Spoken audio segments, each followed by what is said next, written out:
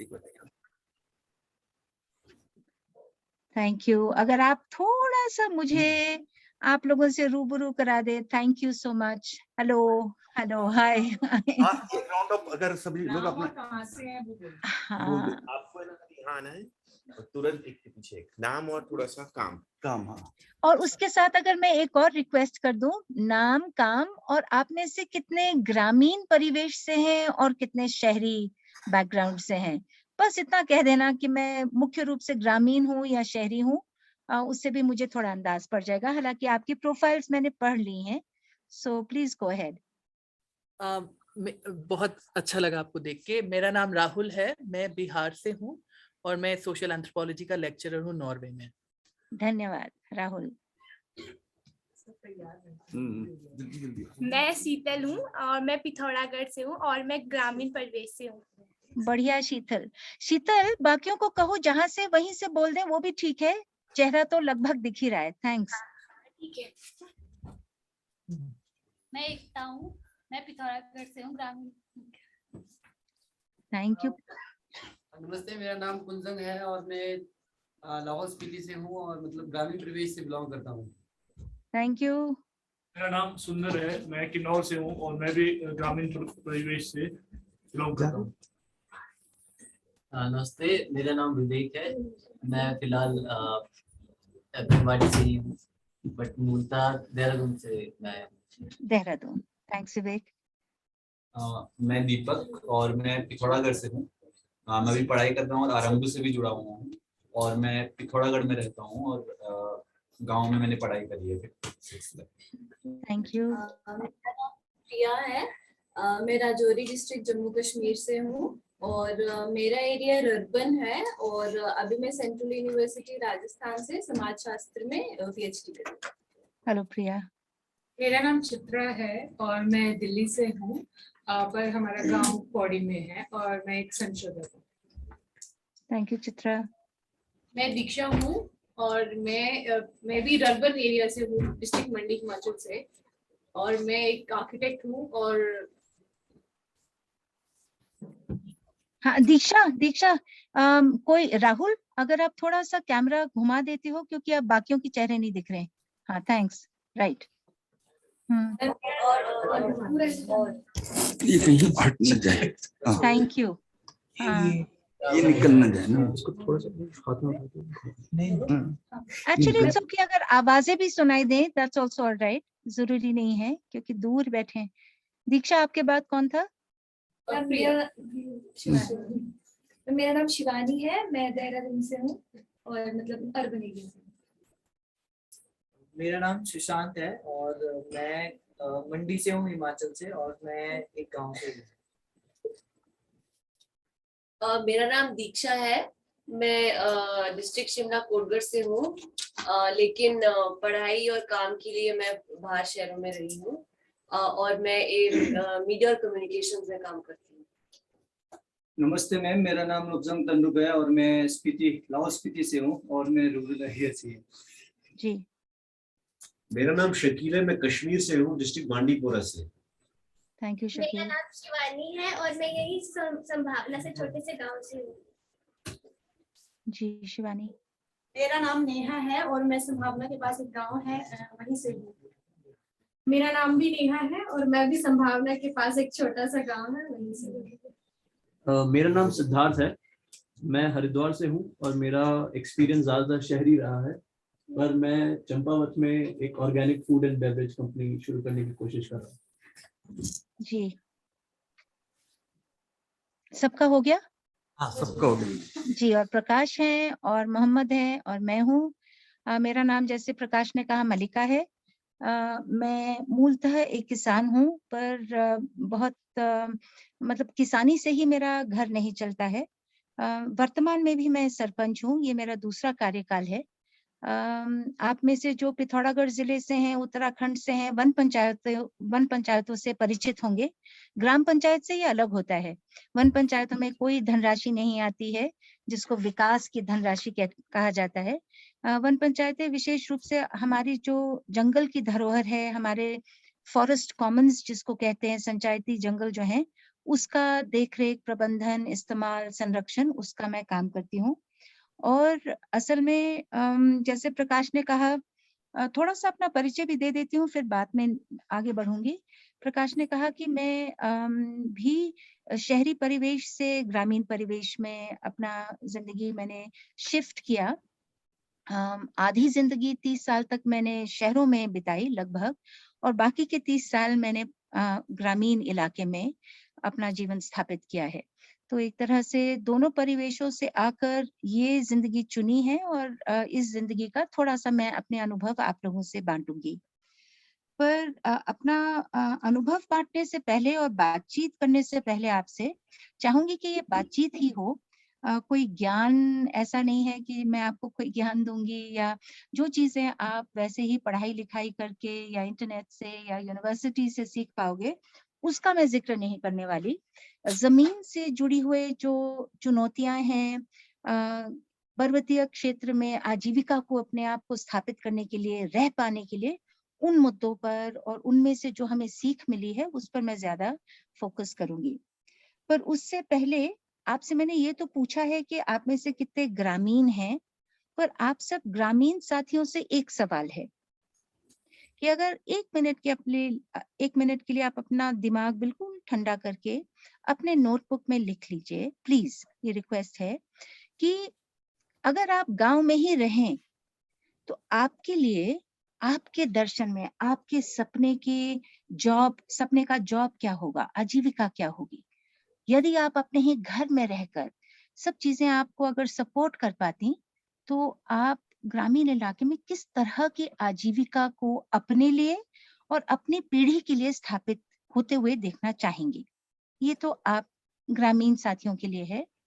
और जो हमारे शहरी साथी हैं, आपसे सवाल है कि आप जो भी काम चुने हैं, आपके लिए कितना काफी है। खुश रहने के लिए, खुशहाल रहने के लिए कितना कमाई काफी है। अब कमाई नाम का भी हो सकता है, पैसे का भी हो सकता है। बेसिकली आपके एस्पिरेशन क्या है, कितना काफी है आपके लिए। तो ये दोनों सवाल प्लीज अभी लिख लीजिए।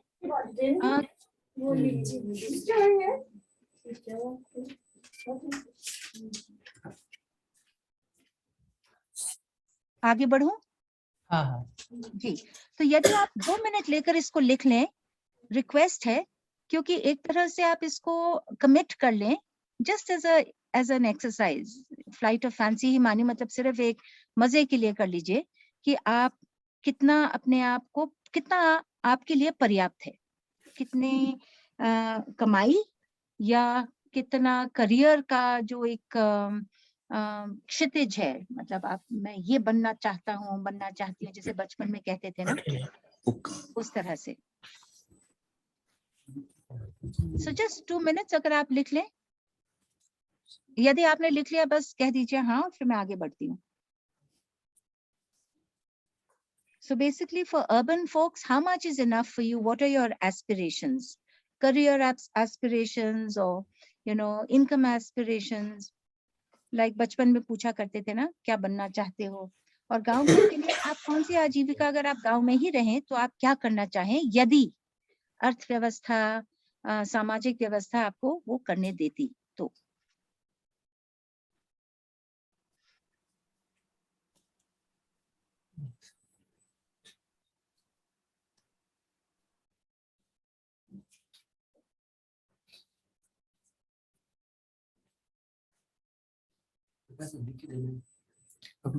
बताएंगे, लिख के रख लीजिए, बाद में इस पर अगर मौका मिलेगा शायद हम आपसे पूछें, ना भी पूछें, जिसको नहीं बताना है, पर एक बार अपने आप को अपने से भी सवाल हम पूछ लें। क्योंकि कई बार क्या होता है कि हम लोग पर्वतीय क्षेत्र में आजीविका की चुनौतियों को लेकर इतना बड़ा विशाल सब्जेक्ट पर हम लोग बातचीत करना शुरू करते हैं, पर कहीं पर उस बातचीत में हम कहीं शामिल नहीं होते। और मैं तो आपके बीच आई हूँ अपने अनुभव देने और बांटने, और उसमें फिर आपसे टिप्पणी भी मांगेंगे।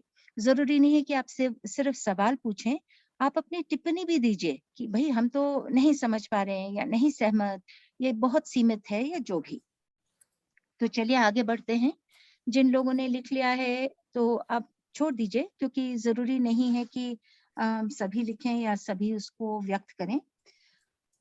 थोड़ा बहुत अपने बारे में, जैसे मैंने कहा किसान हूँ, 92 में यहाँ आकर बस गए थे।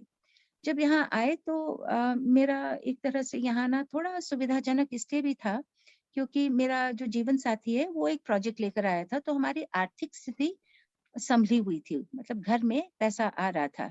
केवल किसानी से या किसानी सीख कर घर चलाना, जो कि कई बार एक चुनौती होती है ग्रामीण इलाकों में, उस तरह की चुनौती नहीं थी। जमीन खरीदी, करीब 5 एकड़ जमीन, 100 नाली, जो कि पहाड़ी अंदाज से देखें तो काफी ज्यादा जमीन है। ज्यादातर हमारा परिवेश देखें तो जो पिथौरागढ़ जिले से या पहाड़ों से हम सब जो है, हिमाचल से, लद्दाख से, आप जानते ही हैं कि पहाड़ी इलाके में खेत छोटे होते हैं, सीढ़ी नुमा होते हैं, खेती चुनौतीपूर्ण होती है क्योंकि सारा मौसम पर और वर्षा और बर्फ पर निर्भर होती है। तो किसानी सीखी, और किसानी सीखने में, और मैं उस समय नई माँ बनी थी तो समय लगा, बच्चे को भी पाल रही थी, किसानी भी सीख रही थी, और 10 सालों में एक तरह से यहाँ की जीवन शैली में थोड़ा सा अपने आप को रमा पाई, सीख पाई। और जैसे लोगों की एक तरह से फितरत होती है, पर्यावरण की चिंता है, सीखा है, सुना है कि जंगल बचाने हैं और इस तरह की बातें, तो वन पंचायतों की मीटिंग्स में मैं जाया करती थी, और सुझाव तो बहुत थे, मन में ख्याल तो बहुत है, पर जब आप जनता के बीच और सबके बीच, गांव वालों के बीच बैठो तो अजीब सा लगता था कि लोग अपने कारोबार में और काम में ज्यादा बिजी हैं, और उनको ऐसे लगता था बाहर से कि परवाह नहीं है। व्यक्तिगत भूमि हो, व्यक्तिगत संपत्ति हो, तो हम सब उसमें अपना दिलो दिमाग और अपना सामर्थ्य डालते हैं। सवाल उठा कि क्यों है कि जो हमारी सिंचाईती जंगल हैं उसमें अभी इतना रुझान क्यों नहीं है, ऐसे लगा बाहर से, जब मैं एक तरह से अनभिज्ञ थी, नजर इतनी पैनी नहीं थी, समझ इतनी नहीं थी। तो धीरे धीरे समझ आया कि पहाड़ों में रहते हुए आपका सबसे बड़ा चुनौती आपकी आजीविका है, और जब तक हमारी आजीविका जंगलों पर निर्भर थी, हमारा गांव असल में काफी नजदीक है बाजार के, मुनस्यारी ब्लॉक है, मुनस्यारी ब्लॉक पिथौरागढ़ जिले में है, और हम लोग उच्च हिमालय के जो पहला first rise of the greater Himalaya, उस पर हम लोकेटेड है। हमारा गांव करीब 8000 फुट पर है, और बिल्कुल सामने हमारे पंचचूली पहाड़ हैं। तो आप देख सकते हैं, मतलब थोड़ा इमेजिन कर सकते हैं कि बाजार के नजदीक भी हैं पर प्रकृति के भी नजदीक हैं।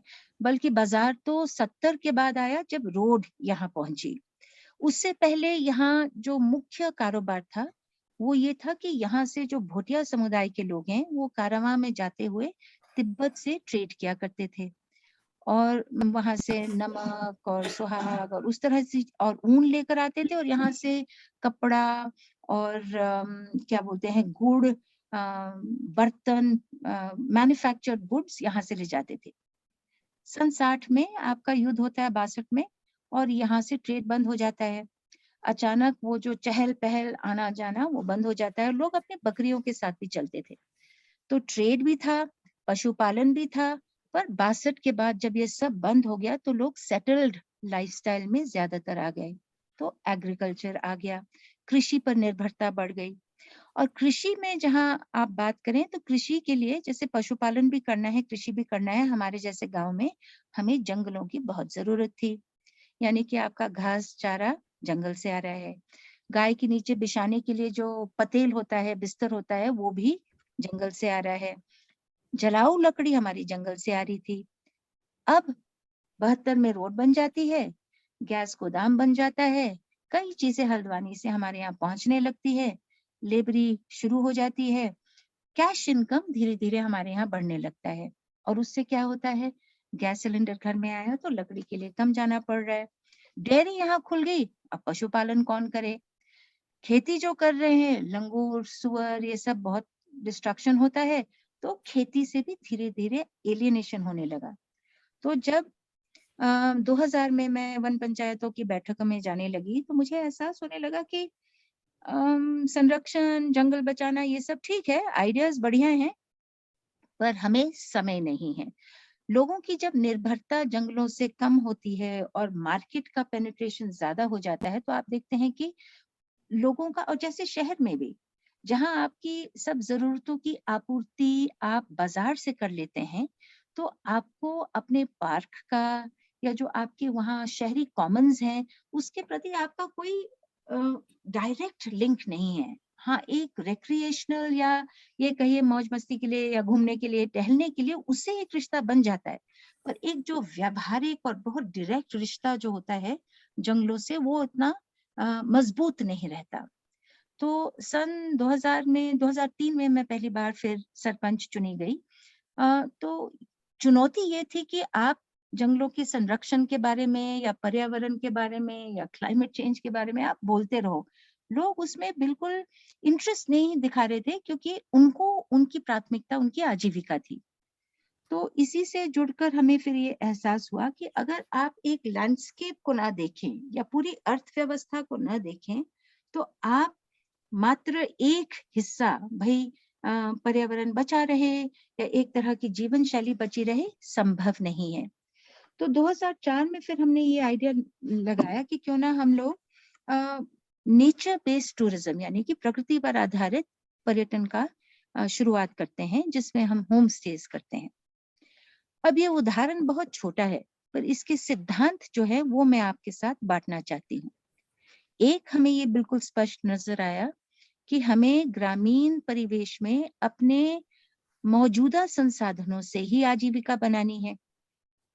मार्केट जो हमारी जिंदगी में आ रहा है या प्रवेश कर चुका है, मार्केट के लिए तो हम केवल उपभोक्ता हैं। जितना सामान आएगा हम केवल खरीदार बनेंगे। हमारे खुद की उपज जो है वो केवल हमारे घर की खपत के लिए, जिसको हम लोग अंग्रेजी में सब्सिस्टेंस एग्रीकल्चर, मुंशियारी में ज्यादातर लोग अपने खपत के लिए ही उगा पाते थे। 2 फसलें हैं जो हम लोग बाजार में बेचते हैं, एक तो आलू है और दूसरा राजमा। पर वो बड़े अगर खेती आप कर रहे हैं तो आपका फिर पर्याप्त मात्रा में उत्पाद हो रहा है कि आप उससे बेचो और उससे कमाओ। एक तो हमने ये समझ लिया कि हमें जो हमारे मौजूदा संसाधन है उसी से हमारी आजीविका को सुदृढ़ करना है। तो हमने 2004 में nature based community owned tourism यानी प्रकृति आधारित और समुदाय पर के मिल्कियत का पर्यटन शुरू किया, और इसमें हम लोगों ने होम स्टे शुरू किए। अब होम स्टे का कॉन्सेप्ट भी बड़ा एलियन था। अब 2000 में लोग ये कहने लगे, आप ये बताइए घर में लोगों को सुलाने के लिए और 2 रोटी खिलाने के लिए हम क्या पैसा लेंगे? ऐसे तो लोग आते हैं, मतलब घर में कैसे हम व्यवसाय करेंगे? और महिलाओं को खासकर ये थोड़ा अटपटा लगा, पर फिर भी हमने शुरुआत की। और इसमें हमने ये भी किया क्योंकि हमारी एक तरह से बड़े जिनके पास पूंजी होती है, बड़े पैसों वाले लोगों के जैसे नहीं, पर हमारा क्योंकि घर हमारा पूंजी था, तो हमने उसी से शुरू किया। 1 कमरा, ज्यादा से ज्यादा 2 कमरे लोगों को रखना शुरू किया, और हमने अपने नंबर लिमिट नहीं किए कि भाई ये व्यवसाय है, कंपटीशन होगा। हमने एक रोस्टर सिस्टम रखा, यानी कि जो एक ही घर में नहीं जाएंगे, आप बारी बारी अलग अलग घर में जाएंगे। और भी शर्तें थी कि जो और कोई आजीविका का स्रोत नहीं है जिसका, मान लीजिए किसी का पेंशन आ रहा है, किसी की खेती बड़ी है, खेत बड़े हैं, उनका नंबर धीरे आएगा, पर जिनके पास कोई और व्यवसाय नहीं है मजदूरी के अलावा, उनके नंबर ज्यादा आएंगे। यानी कि इक्विटी का प्रिंसिपल कि मौका सबको मिले और अपने जरूरत के आधार पर मिले। तो पहला ये कि हम अपने मौजूदा संसाधनों से क्या कर सकते हैं। दूसरा ये कि जो भी जुड़े उसमें ये ना हो कि जिसके पास ज्यादा संपत्ति है या बड़ा घर है वही इसमें शामिल हो। तीसरा ये कि इसमें एक रोस्टर सिस्टम बदल बदल के जरूरत के अनुसार आगे बढ़े। चौथा ये कि हम लोग इसमें स्वामित्व अपना रखें। हम अब आप जानते हैं पर्यटन इंडस्ट्री तो एक बिल्कुल उपभोग की इंडस्ट्री है।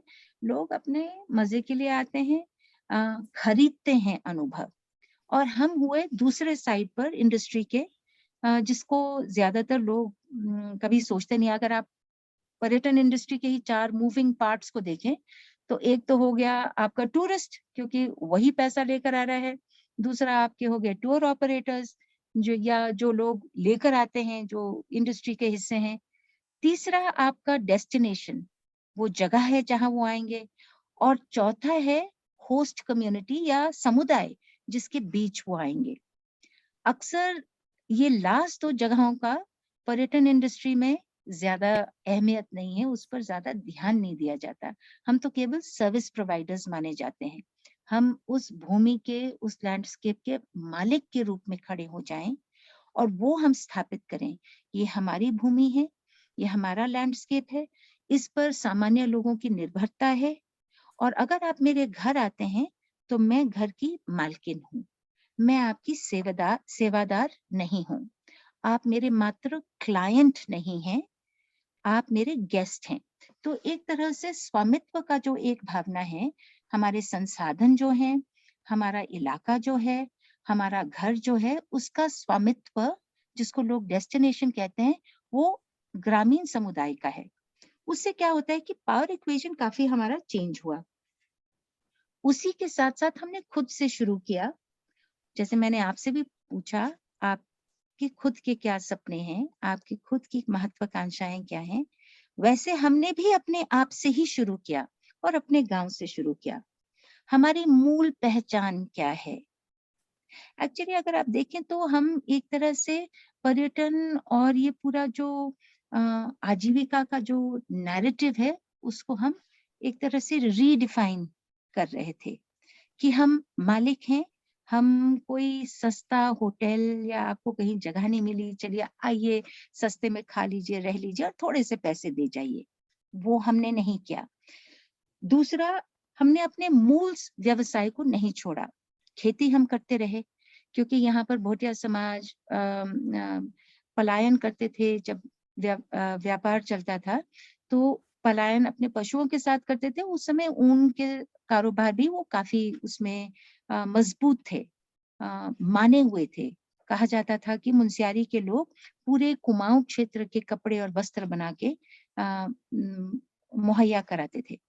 तो हमने अपना मूल व्यवसाय यानी ऊनी कारोबार, खेती का काम, भले ही वो सबसिस्टेंस एग्रीकल्चर, अपने घर में खाना लाने के लिए या कुछ कैश क्रॉप्स को उगाने का, उसको हमने अपने पर्यटन का सेंटर पीस माना, हमारी जीवन शैली को। खुद की क्षमताओं पर भी हमने बहुत काम किया।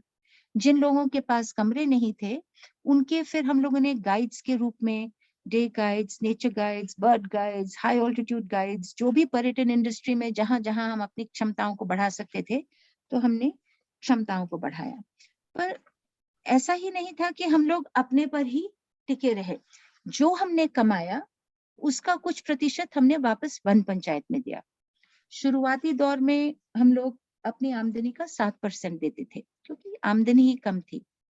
2019 में, अभी मैं आपको एक गांव का उदाहरण दे रही हूँ, हमारा सरमोली गांव में जो 2019 में टर्नओवर था, वो करीब आधा करोड़ था। अब आप ये मानिए कि हमने जब शुरुआत किया था 2004 में और लोगों से कहा था कि आप चलिए रखते हैं हम गेस्ट, तो लोगों को झेप ये था कि 2 रोटी देने के लिए क्या पैसा लेंगे, 1 बिस्तर देने के लिए क्या पैसा देंगे। इन सब सिद्धांतों को ध्यान में रखते हुए हम लोगों ने बढ़ते आधा करोड़ का आमदनी, 50 लाख की आमदनी टर्नओवर हमने की।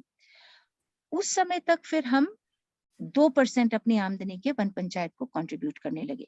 तो अगर हम खुद की भूमिका देखें तो खुद मालिक भी हैं, क्योंकि ये संसाधन भी अपने हैं, तो उसका देखरेख और संवर्धन के लिए, जो मैंने शुरू में कहा, लोग इंटरेस्टेड नहीं थे।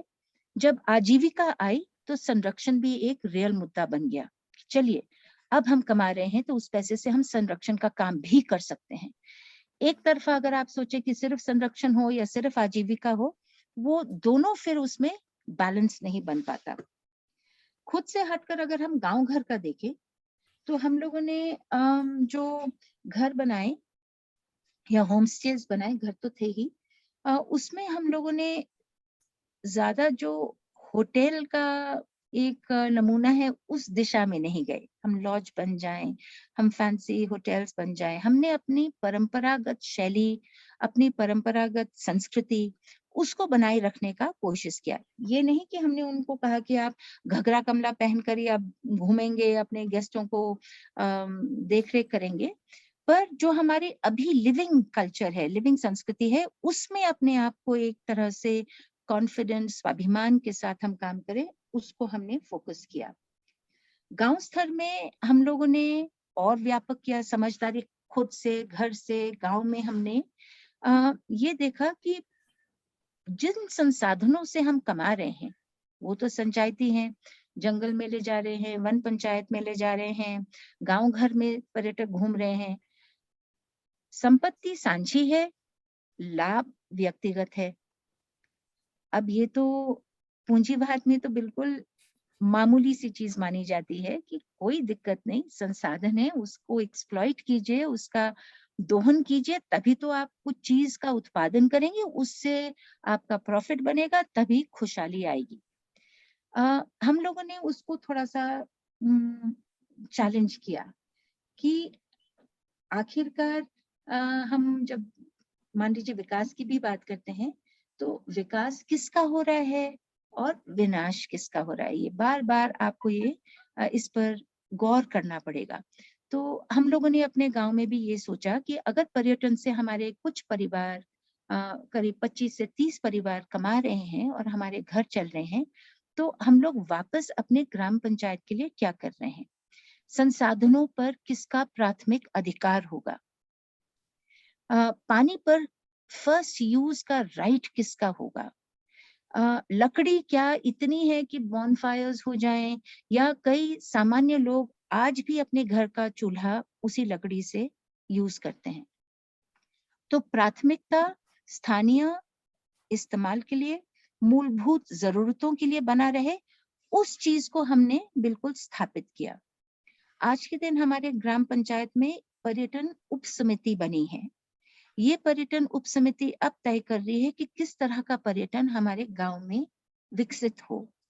हमारे गांव को बहुत जोर देकर कह रहे हैं कि नगर पंचायत में परिवर्तित किया जाए, और इसके लिए ये भी कह रहे हैं कि नगर पंचायत बनेगा जी तो वही कूड़ा निस्तारण ये सब सरल हो जाएगा। हमें पता है कि नगर पंचायत या शहरीकरण का जो एक पुश है, एक दबाव है, शायद आपके अगले सत्र में आप शहरीकरण की बात करेंगे, और इसी से जुड़ा हुआ ये पूरा ये किस्सा है कि हम सबके अब एस्पिरेशंस क्या है, हम किस ओर जाना चाहते हैं, क्यों है कि इतना पलायन हमारे उत्तराखंड से होता जा रहा है, गांव घरों से होकर शहरों की ओर हो रहा है। तो हम लोगों ने ये आपस में ही बात की कि आखिरकार किस तरह का पर्यटन का विकास चाहते हैं, प्राथमिकता क्या स्थानीय उपयोग के लिए रहेगी संसाधनों का, या हम उसको एक और इंडस्ट्री के लिए हम लोग छोड़ देंगे। हम लोग अब एक टूरिज्म कैरिंग कैपेसिटी का स्टडी भी कर रहे हैं, और गांव घर के ही लोग हम मिलकर कर रहे हैं। एक और चीज हमने शर्त रखी, जो जिस तरह का पर्यटन हमने चलाया, जिसको हमने सुख दुख का फॉर्मूला कहा। सरल शब्दों में ये है कि अगर हम पैसों को सुख मानते हैं और संघर्ष को दुख मानते हैं, तो वही लोग इस पर्यटन के काम में जुड़ें और कमाएं उससे, जो रोजमर्रा जिंदगी के संघर्षों में अपना योगदान देने को तैयार हैं। और किस तरह के संघर्ष? हमारे यहाँ ये जो हम करीब 25-30 लोग कमाते हैं, जिनमें से होम स्टेज 15 होंगे, होम स्टेज में कमाई महिलाओं के हाथ आते हैं। अब कमा तो हमने लिया और बगल में शराब बिक रही है, और ये सिर्फ हमारे गांव घर की कहानी नहीं है, पूरे क्षेत्र, शायद उत्तराखंड की कहानी है कि आप कमा तो रहे हैं, पर एक डिप्रेस्ड रूरल इकोनॉमी में, ये एक ऐसा अर्थव्यवस्था जहां पर लोग विचलित हैं, उनके पास काम नहीं है, कारोबार नहीं है, पुरुषों के लिए पत्थर तोड़ने के अलावा या खेत मजदूरी करने के अलावा पढ़ लिख कर कोई एस्पिरेशंस जो उनके महत्वाकांक्षाएं हैं, कोई उसके लिए आउटलेट नहीं है, कोई तरीका नहीं नजर आता। तो दारू तो बहुत बढ़िया तरीके से काम करती है। एक डिप्रेस्ड इकोनॉमी में दारू का बहुत बढ़िया योगदान है। सरकार क्यों कहती है कि हम दारू पर कंट्रोल नहीं करेंगे? बोलेंगे भाई हमें तो बहुत राजस्व मिलता है, बशर्ते बहुत राजस्व मिलता है, पर उसके कॉस्ट्स वो कैलकुलेट नहीं करते हैं। उसकी कीमत गांव घर के लोगों को अदा करनी पड़ती है। और हम लोगों ने इस समस्या को स्पष्ट रूप से पहचाना और ये कहा कि यदि किसी घर में हम कमा भी रहे हैं पर दारू के कारण हिंसा हो रही है, सरकार ने तो अपने हाथ पीछे खींच लिए और वो तो कुछ नहीं कर रही है क्योंकि उनको राजस्व मिल रहा है, पर हमारा एक ग्राम स्वराज के तहत अगर कोई महिला पिट रही है और हम पैसे कमा रहे हैं पर हम कह रहे हैं सॉरी ये मेरा लेना देना नहीं है, तो आप फिर इस व्यवसाय में न जुड़े। अगर आप संघर्ष करने के लिए, महिला हिंसा के मुद्दों पर खड़े होने के लिए तैयार नहीं हैं, अगर यहाँ बांध बन रहे हैं और हमारे घाटी के पार कई गांव डूब रहे हैं और वो कह रहे हैं भाई हमें सहयोग कीजिए, और हम कहें सॉरी हम तो कमाई से बहुत बिजी हैं, हम आपका सहयोग नहीं कर पा रहे, यानी कि एक एक्टिव सिटीजन बने, हम एक सक्रिय नागरिक बने, तभी हम इस व्यवसाय में जुड़ पाए। तो इसमें अगर आप देखें तो ये भी सिद्धांत मतलब इक्विटी के साथ साथ यानी कि सबकी जरूरतों को देखते देखते ये भी है कि न्यायपूर्वक, न्याय संगत अगर जिंदगी हम नहीं जीना चाहते हैं तो हम आजीविका का भी उसका जोड़ उसके साथ नहीं बैठता। जंगलों की जहां बात आती है, आप देखिए कि अभी भी हमारे गांव में खेती चल रही है, पर खेती से लोगों के दिल उठते जा रहे हैं। अब क्यों उठ रहे हैं आप लोग शायद बात कर चुके होंगे या भली भांति परिचित भी होंगे। जंगली जानवरों का बहुत प्रहार है, मौसम परिवर्तन एक और चैलेंज है, और सबसे बड़ा चैलेंज मैं तो मानती हूँ ये है। अब आप देखिए, हम लोग को कई बार ऐसे कहते हैं अपने बीच गांव में कि अगर आप लड़के को, आप में से कई हैं जो गांव घर से हैं, नौजवान लड़के, अगर आप लड़कों को कॉलेज स्कूली शिक्षा पूरी दे दें, पढ़ाएं, तो वो खेती छोड़ देंगे, और अगर आप अपने बेटों को कॉलेज भेज दें, वो गांव छोड़ देंगे। अब हम बेटों की ही बात कर रहे हैं, बेटियों को तो कोई पूछता नहीं है, पर आप देखिए हमारी शिक्षा पद्धति ऐसी है जो हमें खेती से अलग कर देती है। खेती एक हारा हुआ सौदा माना जाता है। मैं जब आपके सामने खड़ी होकर या बैठकर या ऐसे जूम में कहूँ कि मैं एक किसान हूँ, बड़े गर्व से कहती हूँ, पर एक मैं शहरी परिवेश से आई हूँ, पढ़ लिख कर आई हूँ। मेरे लिए दोनों दुनियाएं खुली हैं। मेरे लिए कहना आसान है, पर ज्यादातर आप देखेंगे कि जो लोग गांव में रह गए हैं और जो खेती कर रहे हैं, वो अक्सर झेप जाते हैं ये कहने में कि मैं किसान हूँ। किसान कहने में किसी को अभी गर्व महसूस होता ही नहीं। शायद आज हो रहा हो क्योंकि किसानों ने इस तरह का आंदोलन चलाया कि हम सबको प्रेरित कर दिया, सरकार को घुटनों के बल ले आए, 3 कानून को वापस लेने पर मजबूर किया। उस तरह के किसानों को देखकर फिर लगता है हाँ, आज के दिन कहना मैं किसान हूँ, हम किसान हैं, उसमें एक गर्व महसूस होता है, क्योंकि थोड़ा बहुत हमने अपना संगठित एक ताकत दिखाई। तो किसानी आज के दिन जो एक संकट में है, वो केवल इसलिए नहीं है कि भाई जंगली जानवर या उत्पाद कम है, ये ज्यादा मुझे लगता है एस्पिरेशनल है, महत्वाकांक्षाएं हैं। हम गांव घर में रहना नहीं चाहते, खेती करना नहीं चाहते, क्योंकि वो घाटे का सौदा है। और आर्थिक रूप से भी देखें तो वो भी सच है।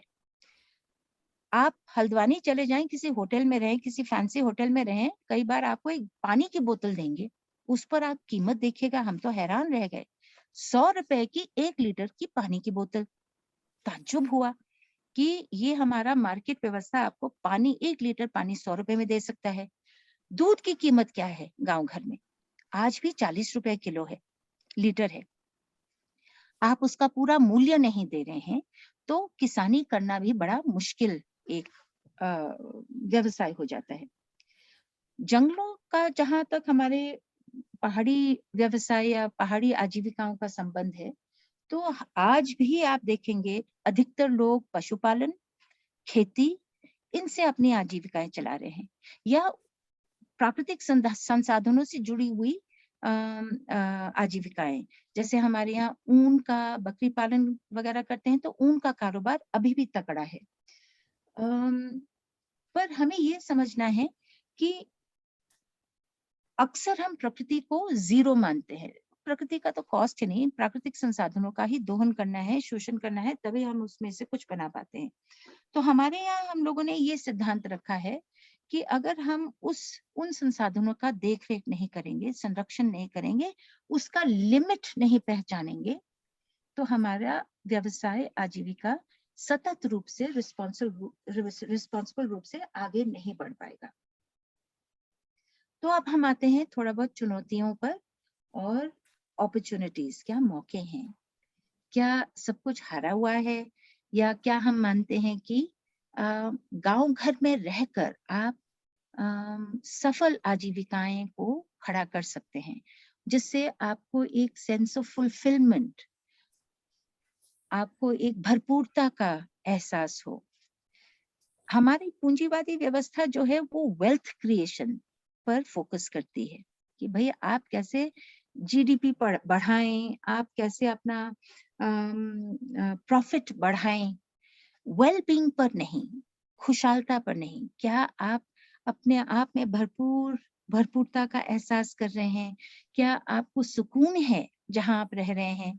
शहरी परिवेश में आप शायद बहुत सक्सेसफुल हों, पर फिर जाकर 30, 40, 50 साल की उम्र में आप देखेंगे जो कॉर्पोरेशंस में भी, बड़े कॉर्पोरेशंस में भी काम करते हैं, उनका बर्नआउट होने लग जाता है।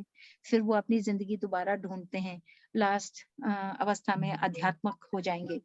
पर वो एक अलग मॉडल है। हम कह रहे हैं कि किस तरह से हमारा जो एलियनेशन है, जो एक अलगाव, एक ग्रामीण जीवन से एक तरह से सुलगाया जा रहा है, बनाया जा रहा है, नैरेटिव क्रिएट किए जा रहे हैं, कहानियां क्रिएट किए जा रहे हैं, जहां पर आपको पहले ये बताया जाएगा क्या गांव में ही रह गए, कहीं जा नहीं पाए, तो आपको पहले से ही तोड़ा जाएगा। और ये तोड़ने का भी हम मानते हैं बहुत बढ़िया साजिश है। जब गांव घर हमारे उत्तराखंड के खाली हो जाएंगे तो वहां से आपका दोहन करना उतना आसान हो जाएगा, आपको बांध बनाने उतने सरल हो जाएंगे। विरोध करने वाला कोई है ही नहीं, कोई उस जगह को बचाने वाला है ही नहीं। तो हम तो ये मानते हैं कि एक तो जो ग्रामीण जिंदगी और खासकर कृषि और पशुपालन से जो एलियनेशन का एक पूरा सिलसिला चला है, उसको रोकने की जरूरत है। दूसरा, आउट माइग्रेशन या जो पलायन हम देख रहे हैं, वो भी मुझे लगता है ज्यादा महत्वाकांक्षाओं के कारण हो रहा है। हम नहीं कह रहे हैं कि गांव घर में सब कुछ मौजूद है, पर क्या उसको हम बना सकते हैं, क्या इच्छा शक्ति है कि नहीं, वो इस पर डिपेंड करेगा कि हमारा विकास की परिकल्पना है क्या। भाई विकास तो कैंसर का भी होता है, शरीर में भी कैंसर्स डेवलप। तो डेवलपमेंट का जो ये नशा जो हमें चढ़ा हुआ है कि डेवलपमेंट एक कोई ऐसी जादू की छड़ी है या बुद्धि है, हमें देखना चाहिए किस तरह का विकास का हम सपना देखते हैं, किस तरह का वेलबींग और खुशहाली का हम सपना देखते हैं। वापस आती हूँ मैं हमारे गांव की बात पर, जो हमने एक कारोबार खड़ा किया। आप ये देखिए कि जो अनऑर्गेनाइज सेक्टर है, आज भी अगर जीडीपी की ही बात करो तो 50% तो हमारा अनऑर्गेनाइज सेक्टर से ही हमारा जीडीपी का कंट्रीब्यूशन होता है। 90% हमारे लोग देश के अभी भी क्या बोलते हैं, अनऑर्गेनाइज सेक्टर में वर्कर्स हैं। हम बात कर रहे हैं किसानों के, उस तरह के लोगों के, वो छोटा सा प्रतिशत नहीं जो पूंजीपति और जिनके पास सारा पूंजी है और अवसर है। हम बात कर रहे हैं सामान्य घरों की और खासकर पहाड़ी इलाकों में ग्रामीण लोगों की। जब हमने अपना होम स्टे चलाया, हमारा निवेश कम से कम था। अब ये देखिए कि हमारा रेट ऑफ रिटर्न हर रुपए पर बहुत हाई था। हमने अपने मौजूदा संसाधनों से शुरू किया, हमारा घर, हमारा लैंडस्केप, हमारे प्राकृतिक संसाधन, हमारी सांस्कृतिक धरोहर से शुरू किया। अब ये देखिए कि हम लोग जिस तरह के पर्यटक आते हैं सीजन के हिसाब से, हम लोग उनके साथ अपनी चेंज, हम फ्लूइड थे, हम एक से दूसरे सीजन में चेंज करने में आसान था। खेती से, पर्यटन से, ऊन का काम, हमने सारी चीजों को चालू रखा। इससे क्या हुआ कि खासकर जब कोविड आया और संकट आया, आप देखिए क्या हुआ। शहरों में जो मजदूरी पर निर्भर लोग थे या जो सर्विस क्लास के लोग थे, जब बंद हुआ, लॉकडाउन हुआ, एक तरह से फोर्स्ड लॉकडाउन हुआ, तो सबके कारोबार बंद हुए। ग्रामीण इलाके में हम लोग इतने विचलित नहीं हुए। हमारे टेबल पर खाना था, हमारे गांव में एक मिलना जुलना था, खुशहाली थी, कोई भूखा नहीं मरा, कोई बेघर नहीं हुआ, और हमारे जंगल समृद्ध रहे और आजीविकाएं चलती रही। हम लोगों ने अपनी क्षमताओं को भी बढ़ाया। डाइवर्सिफिकेशन करना जरूरी है। हम लोग सिर्फ पुराने किस्म के आजीविकाओं को नहीं देख रहे हैं। अब तो लोग मशरूम उत्पादन कर रहे हैं। अभी आपके बीच में से किसी ने कहा चंपावत में भी वो कारोबार सेटअप करने की प्रयास में है। चाय का काम चल रहा है, फ्लोरिकल्चर शुरू हो गया है, बहुत तरह के बिजनेसेस, छोटे बिजनेसेस अब शुरू हो गए हैं। और ये सब इसलिए भी संभव हुआ है क्योंकि डिजिटल टेक्नोलॉजी अब हमारे गांव घर पहुंच गई है। आज के दिन मैं सरमोली में बैठकर आपके साथ पालनपुर में बात कर पा रही हूँ। ये टेक्नोलॉजी का कमाल है, और इसी टेक्नोलॉजी को हमने भी इस्तेमाल किया, सोशल मीडिया का इस्तेमाल किया। एक और उदाहरण देती हूँ, आप में से कुछ लोग हैं जो फोक कल्चर पर शायद लोगों को जोड़ने का, फोक हेरिटेज पर आप में से किसी ने अपने परिचय में लिखा था। तो जब लॉकडाउन हुआ हमारे बीच, हमारे यहाँ पर्यटन तो बंद ही हो गया पिछले 2 साल से, तो बहुत कम पर्यटक। Should I carry on? Yes. तो पर्यटन बंद हुआ तो हमारे गाइड लोगों का कारोबार, होम स्टे सब बंद हुए। तो उस समय हम लोगों ने एक पोर्टल बनाया जिसको हमने नाम दिया वॉइसेस ऑफ रूरल इंडिया। और उसमें हम लोगों ने जो सारे लोग देश भर में पर्यटन से जुड़े हुए थे, गाइड लोगों से रिक्वेस्ट किया कि आप अपनी कहानियां तो लिखें, जो आप मुंह जबानी बोलते थे, रूबरू बोलते थे, जो हमारा तरीका है, ओरल कल्चर हमारा स्ट्रांग है। हम लोग फिल्में नहीं बनाते हैं गांव घर में, हम लोग फोटोग्राफी नहीं करते हैं, लिखते नहीं हैं। तो उस समय, उस 2 साल की अवधि में हम लोगों ने अपने डिजिटल स्किल्स का अपग्रेडेशन किया, अपस्किलिंग किया। और आज के दिन अगर आप वॉइसेस ऑफ रूरल इंडिया के यहाँ जाके उस वेबसाइट में देखते हैं, 50 कहानीकारों ने अलग अलग जगहों से, लद्दाख से, स्पीति से, हिमाचल से, मेघालय से, उत्तराखंड से, ये तो पहाड़ी इलाकों की ही मैं बात कर रही हूँ फिलहाल, 6 स्टेट से 50 कहानीकारों ने अपनी कहानी लिखी। और हर कहानी के लिए वो 1000 रुपया, दूसरी कहानी के लिए 1500, तीसरी कहानी के लिए 3000 रुपया कमाते हैं। उसी के साथ साथ क्योंकि वर्चुअल ट्रैवल शुरू हो गया, तो अब अगर आप वीडियो बनाते हैं तो 7000 एक 7 मिनट के, 10 मिनट के वीडियोस के लिए हम कमा रहे हैं। डाइवर्सिफिकेशन जरूरी है, और सोशल मीडिया और कई ऐसी चीजें हैं जिससे हम लोग अपने आप को स्थापित कर पा रहे हैं। हमारा एक इंस्टाग्राम चैनल है। शुरू में प्रचार के लिए किसी ने लिखा कि फर्स्ट इंडियन विलेज, जिन्होंने अपना इंस्टाग्राम चैनल खुद चलाया, ये फर्स्ट इंडियन विलेज वगैरह सारा हाइप है पर काम करता है। तो वॉइसेस ऑफ मुंशियारी करके एक इंस्टाग्राम चैनल हम लोगों ने चलाया था। अब ये जो पोर्टल है, ये वॉइसेस ऑफ रूरल इंडिया। ये सारे जो प्रयास हैं, इनमें कुछ खूबियां भी हैं और कुछ कमियां भी हैं। पर खूबी ये है कि हम अब ग्रामीण इलाके में रहकर अपनी आवाज को, अगर हम अपना मालिकाना अधिकार स्थापित करें, उसमें हम स्वाभिमान महसूस करें, अगर वो नैरेटिव को हम बदलें कि भाई खेती करना, गांव में रहना एक घाटे का सौदा है। असल में इसमें छल भी है। घाटे का सौदा गांव वालों के लिए है, पर आप मुक्तेश्वर जाके देखिए, कितने लोगों ने बाहर से आकर जमीनें खरीद के खेती की जमीनों पर अब फैंसी समर होम्स बना लिए हैं। और वही लोग जो उन घरों के मालिक थे, वहां चौकीदार का काम कर रहे हैं, बागवानी का काम कर रहे हैं। तो ये नैरेटिव को हमें चेंज करना, मुझे तो लगता है सबसे इम्पोर्टेंट चीज है। अब मैं थोड़ा सा इसको रैप अप करती हूँ। पता नहीं मैंने कितने मिनट बात किया है। Can someone help me? How much time has passed? 48 minutes? Yes. Yeah. Okay. Yeah, I got it.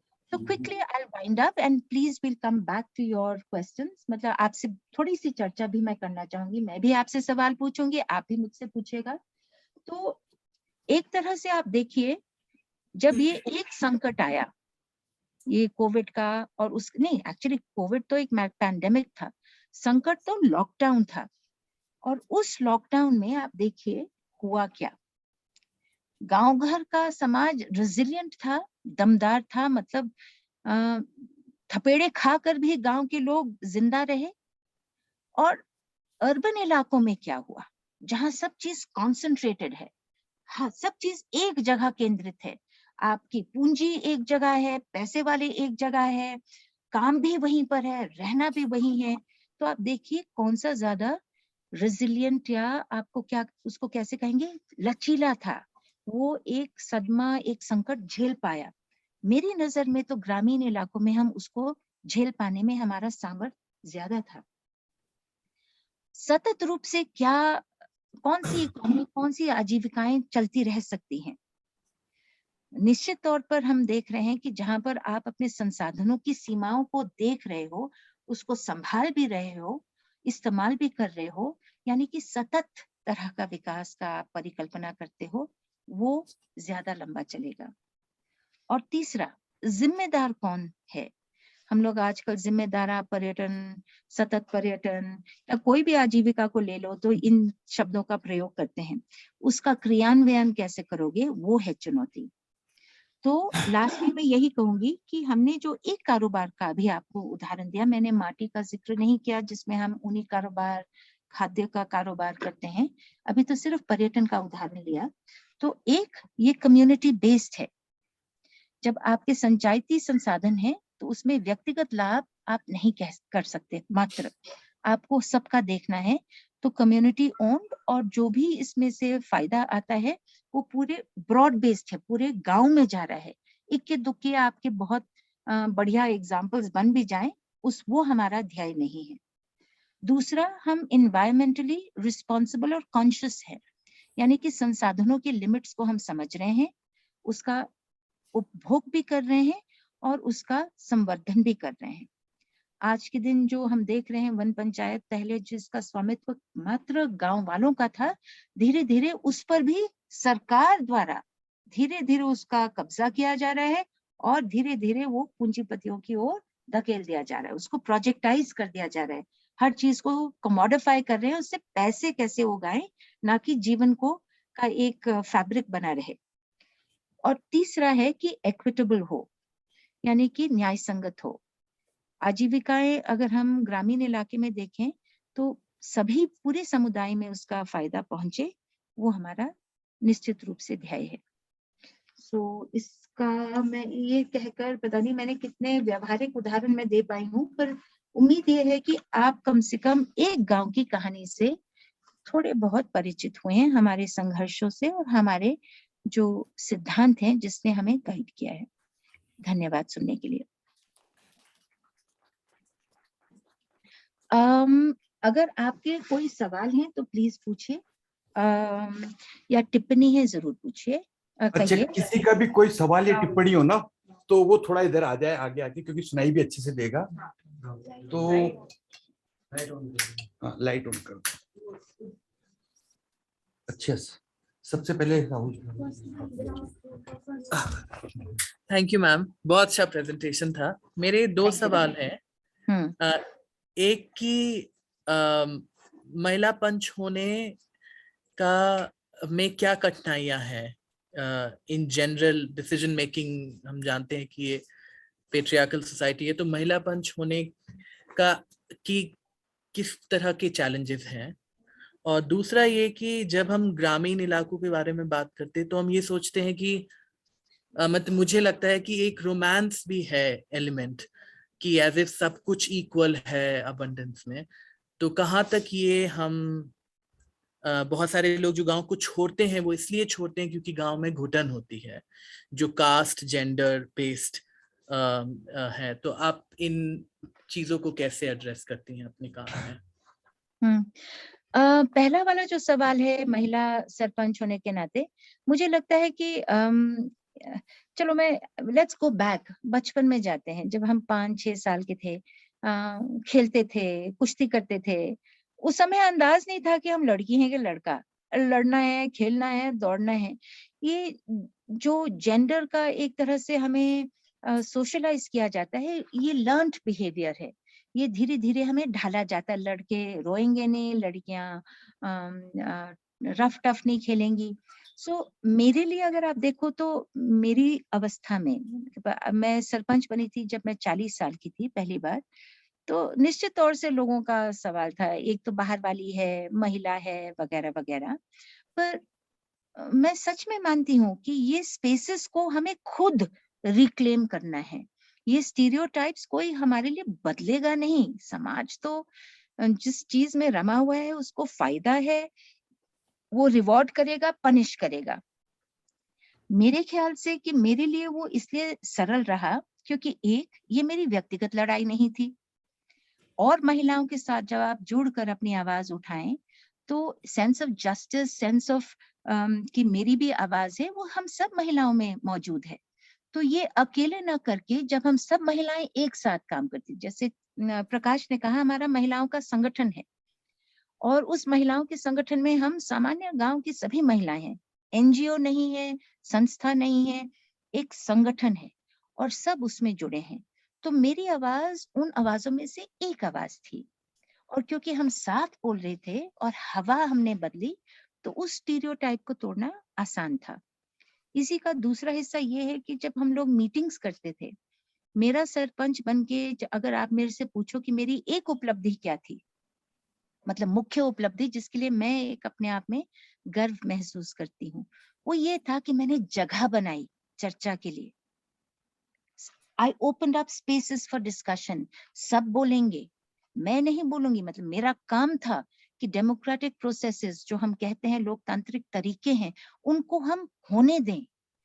उसी से हमने देखा कि बहुत सारी महिलाएं आने लग गई, बहुत सारी महिलाएं बोलने लग गई, बहुत सारे गरीब के तबके के लोग अपनी आवाज उठाने लगे, और अकेले नहीं।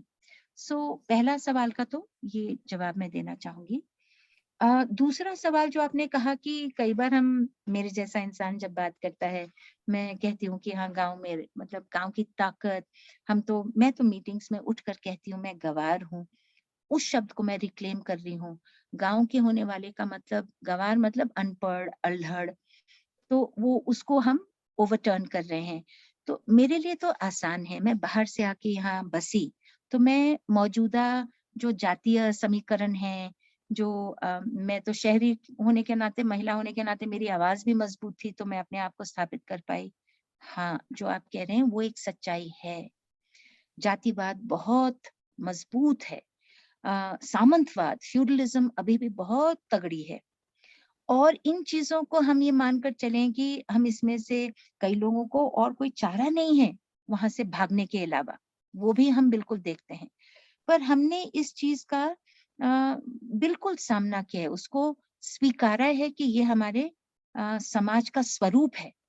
तो पेट्रियार्की, पितृसत्ता को हमने अपने संगठन द्वारा चैलेंज किया। तो जब मैंने आपको दुख सुख का फॉर्मूला कहा, इसकी गुत्थी यही है कि हम तो किसी को फोर्स नहीं कर सकते हैं कि आप संगठन का हिस्सा बने, पर जब आप पैसे कमाने आए हो, और अगर पैसा कमाना है, तो आपके संगठन के संघर्षों में जुड़ना पड़ेगा। नहीं तो बैठे, मतलब बाजार है, आप कहीं और जाके कमा लीजिए। तो हमारे आजीविका के कार्यक्रम से हमने फिर संगठन के सिद्धांतों से उन सब चीजों को चुनौती दी है, और वो चुनौती देते रहेंगे। गांव समाज अभी बदला नहीं है, अभी बहुत पितृसत्तात्मक है, जातिपात अभी भी है, छुआछूत पहाड़ों में अभी भी है, पर उसको हम स्वीकारें और एक संगठित रूप से उसका हम प्रतिकार करें, क्योंकि हवा नहीं बदलेगी, नैरेटिव नहीं बदलेगा, कहानी नहीं बदलेगी, तो आपका और कुछ बदलाव होना संभव नहीं। Sorry, too long an answer to a short question. Thank you so much. क्या करें? आपकी ना आवाज सुनाई दे रही है, आप वहीं से पूछ रहे तो ठीक है, आई कैन हियर यू। हम पूछ लो।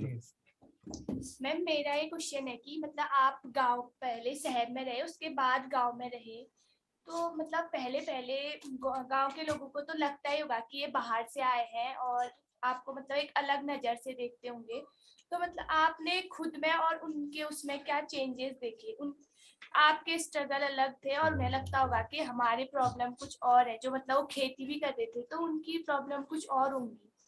तो आपको कभी क्योंकि आप एक अलग एरिया से आके गांव में आए और वो खुद गांव में रह रही थी। सही है, बात आप सही कह रहे हो, पर मैं एक बात कहूँ, हाँ, बाहर वाली हूँ, महिला हूँ, बहुत सालों के लिए ये मैंने झेला, पर मैं उसको एक बड़ा संघर्ष इसलिए नहीं मानती हूँ कि आप ये देखिए, आपकी माँओं का याद कीजिए, कौन से परिवार में पली, कौन से परिवेश में शादी होकर अचानक अकेले किसी और परिवार में उसको फेंक दिया गया, डाल दिया गया। एडजस्ट किया लोगों ने, अपने आप को स्थापित किया। आप में से जो एक स्कूल में पढ़े, दूसरे स्कूल में एडमिशन लिया, नया बच्चा कोई आता है, उसको तो हमेशा टेस्ट करेंगे।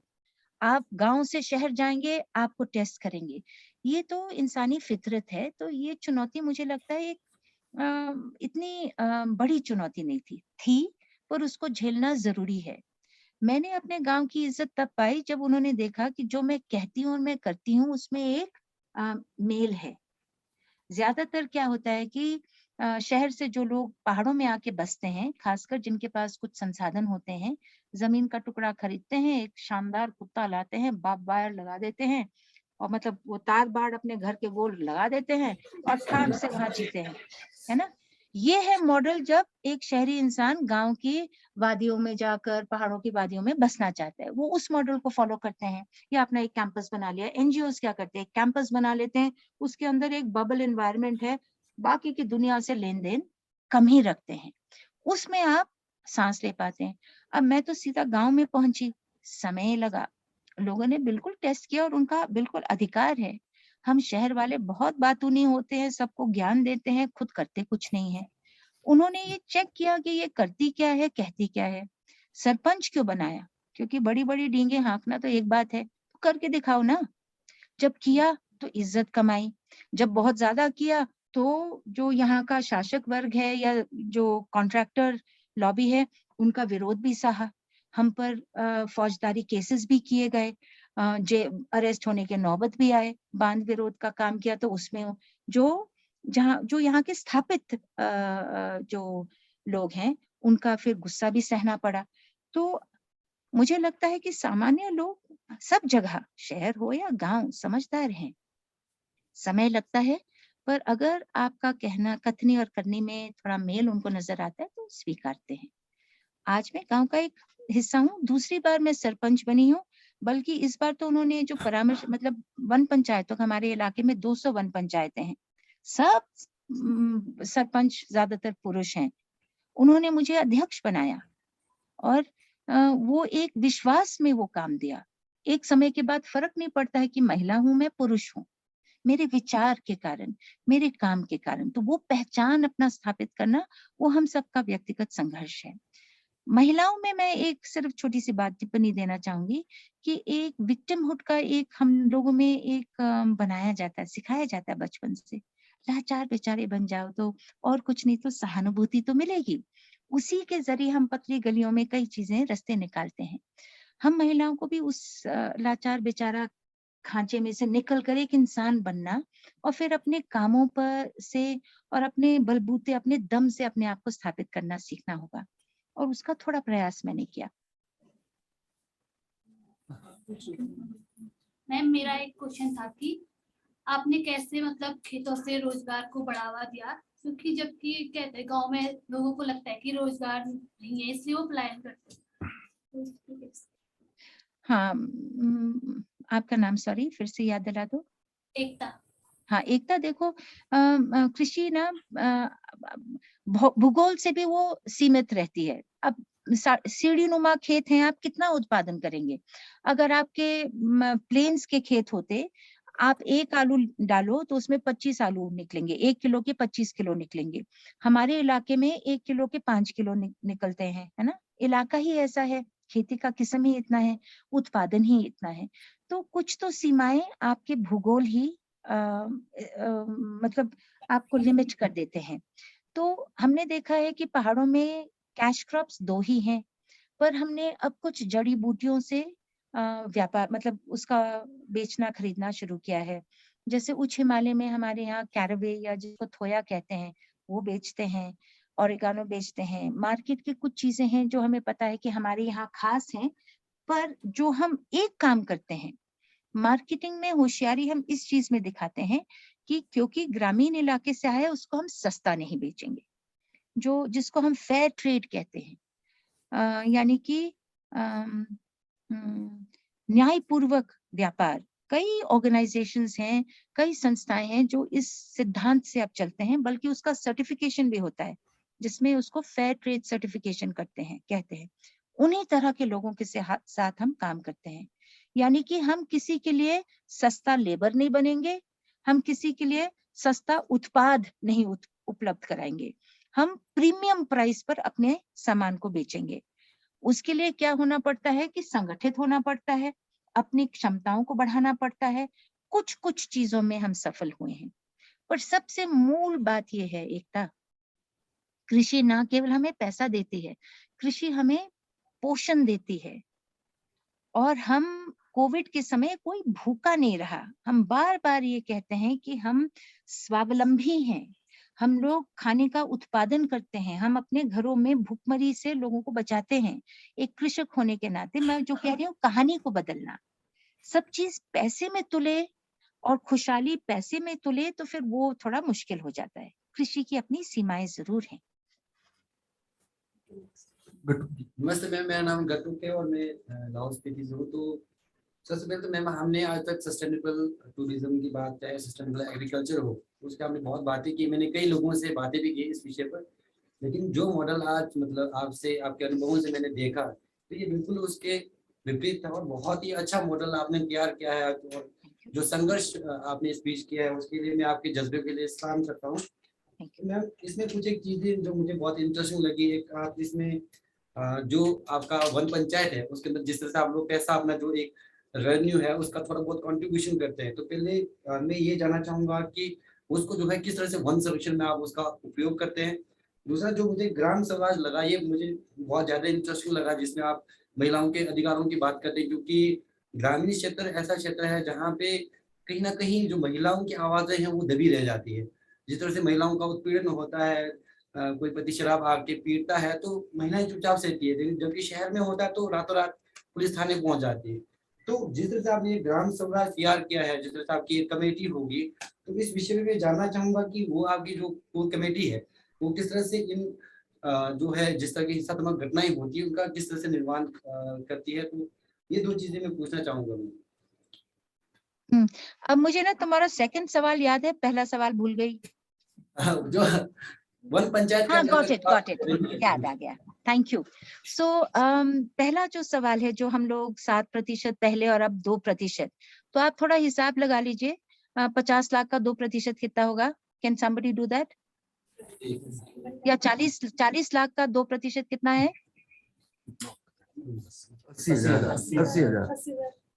80,000 हम अपने वन पंचायत में कंट्रीब्यूट करते हैं। अब क्या है कि वन पंचायतों में सरकार से नहीं, कहीं से भी कोई राजस्व या पैसा मिलता हो जिससे हम उसका संरक्षण संवर्धन करें। संरक्षण संवर्धन किसके लिए? आप शायद जानते होंगे, आप में से कई लोग, कि जब हम संचायती भूमि की बात करते हैं, यानी कि जो गांव की एक कॉमन भूमि है, उसके 2 तरह से उपयोग हो सकते हैं।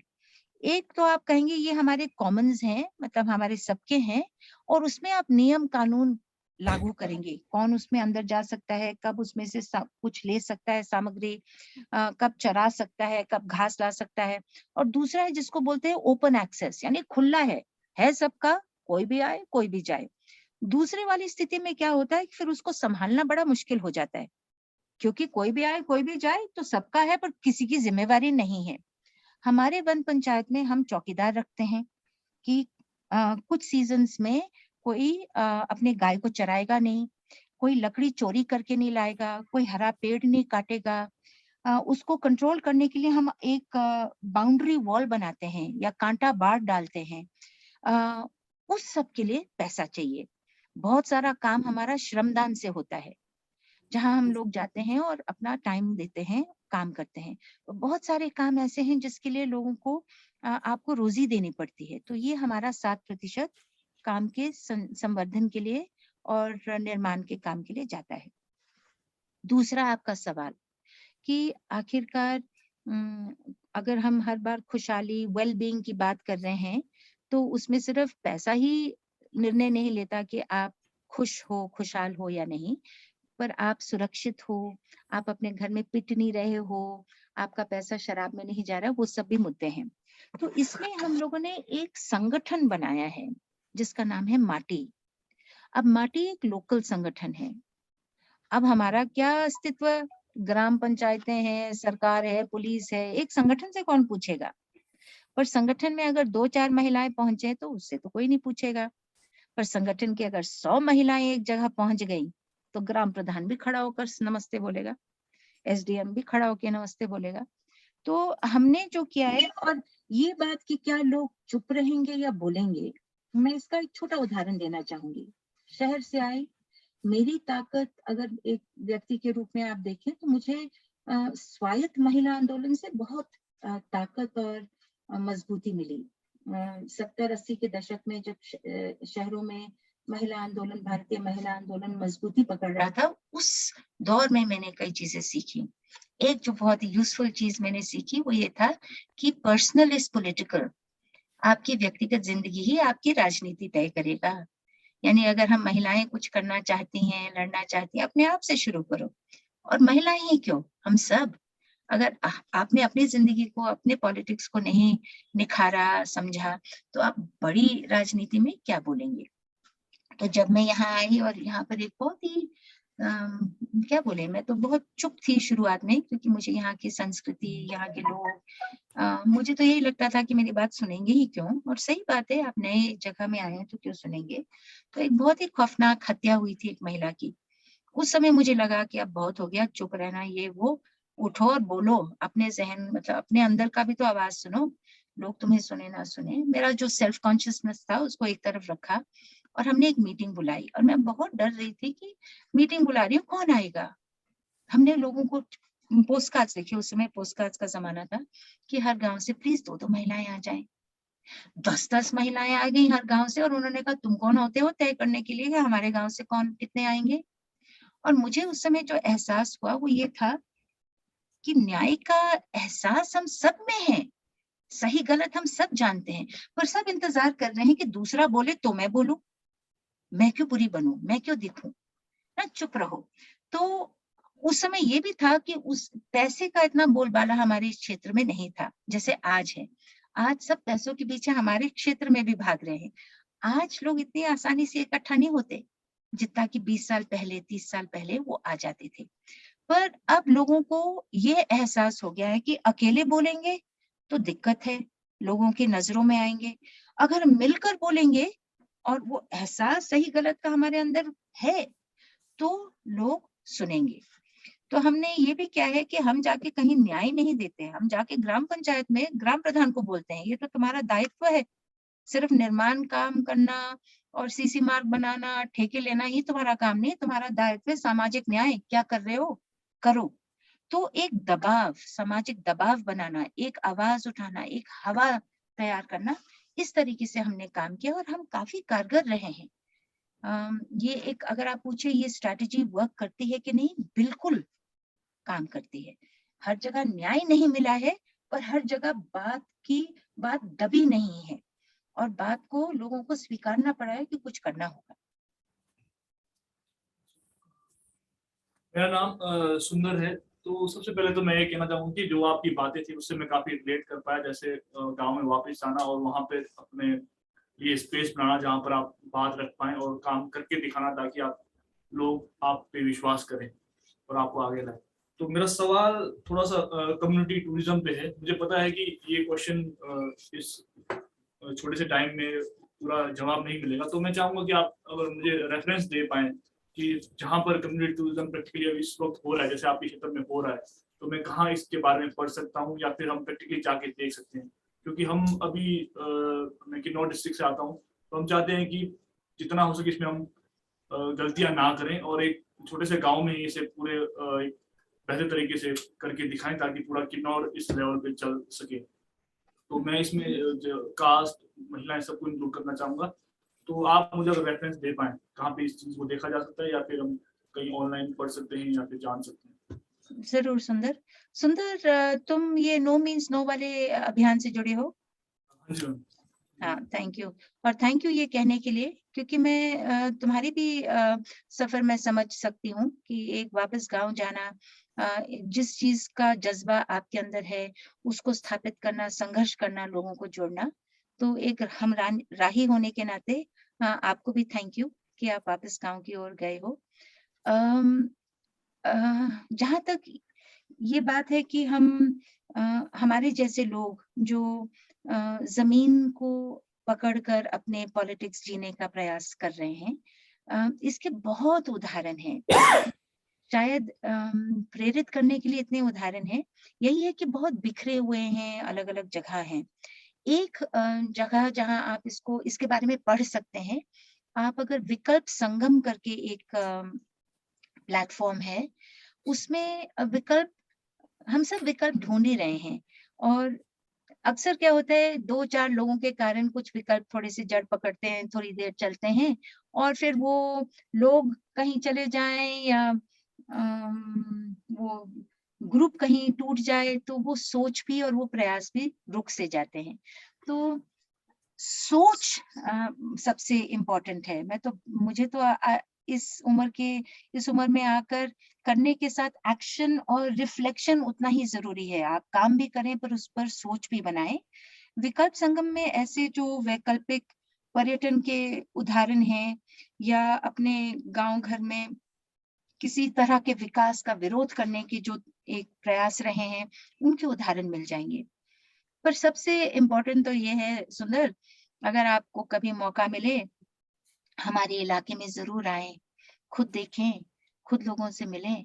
वो एक जो समझ और एहसास है वो ज्यादा रियल है।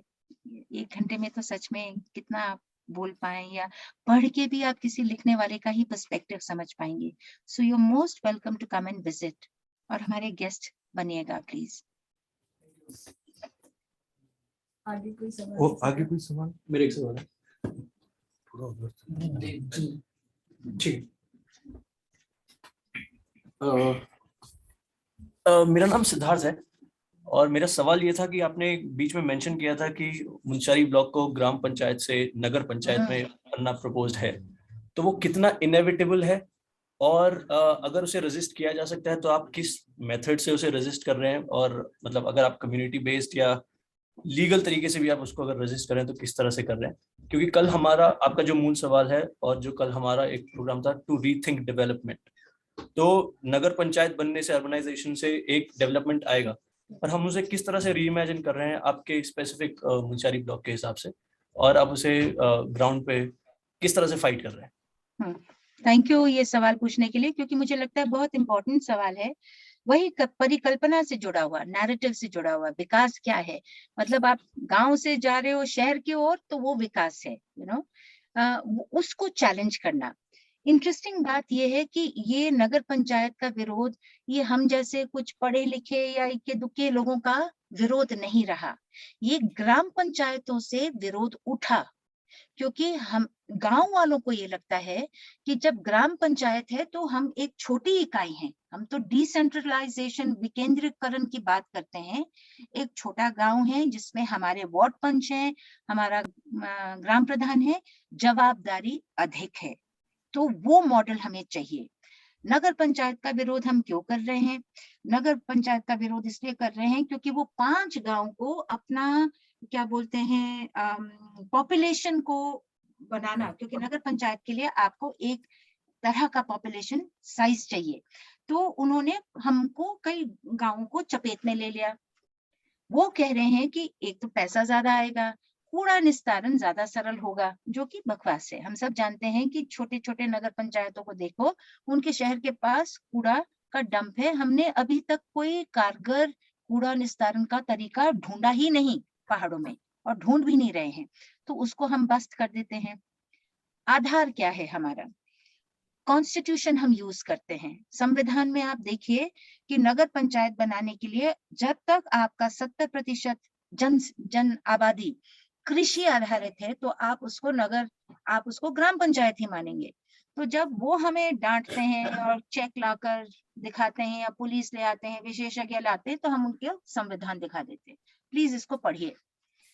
अभी भी हम कृषि आधारित हैं, आप नहीं कर सकते। अब धीरे धीरे वो क्या कर रहे हैं, नेताओं को वो खरीद रहे हैं, ग्राम पंचायत के प्रधानों को कह रहे हैं देखिए तुम ही तो बनोगे नगर पंचायत में। सो वो कश्मकश जारी है। क्या ये इनेविटेबल है? जी, बनेंगे हम नगर पंचायत, हमें ऐसा नहीं है कि नगर पंचायत हम ना बने, पर अगर बने तो नगर होने के जो फायदे हैं, जो सिविक एमेनिटीज जिसको कहते हैं, अब शहर आपका दिल्ली भी है, पर आपके उन बस्तियों में चले जाओ, खुले गटर हैं, ना तो उनके स्ट्रीट लाइट्स हैं, ना घर तक पानी है। तो अगर आप सिविक एमेनिटीज, आपको जन सुविधाएं नहीं दे पाते, तो आपका नगर पंचायत होने का कोई मतलब नहीं है। तो हमारा काम है उस डिबेट को गहराना। आप कूड़ा निस्तारण के लिए क्या कर रहे हैं? हमारे जंगलों का क्या होगा? क्या वो हमारे पास ही रहेंगे?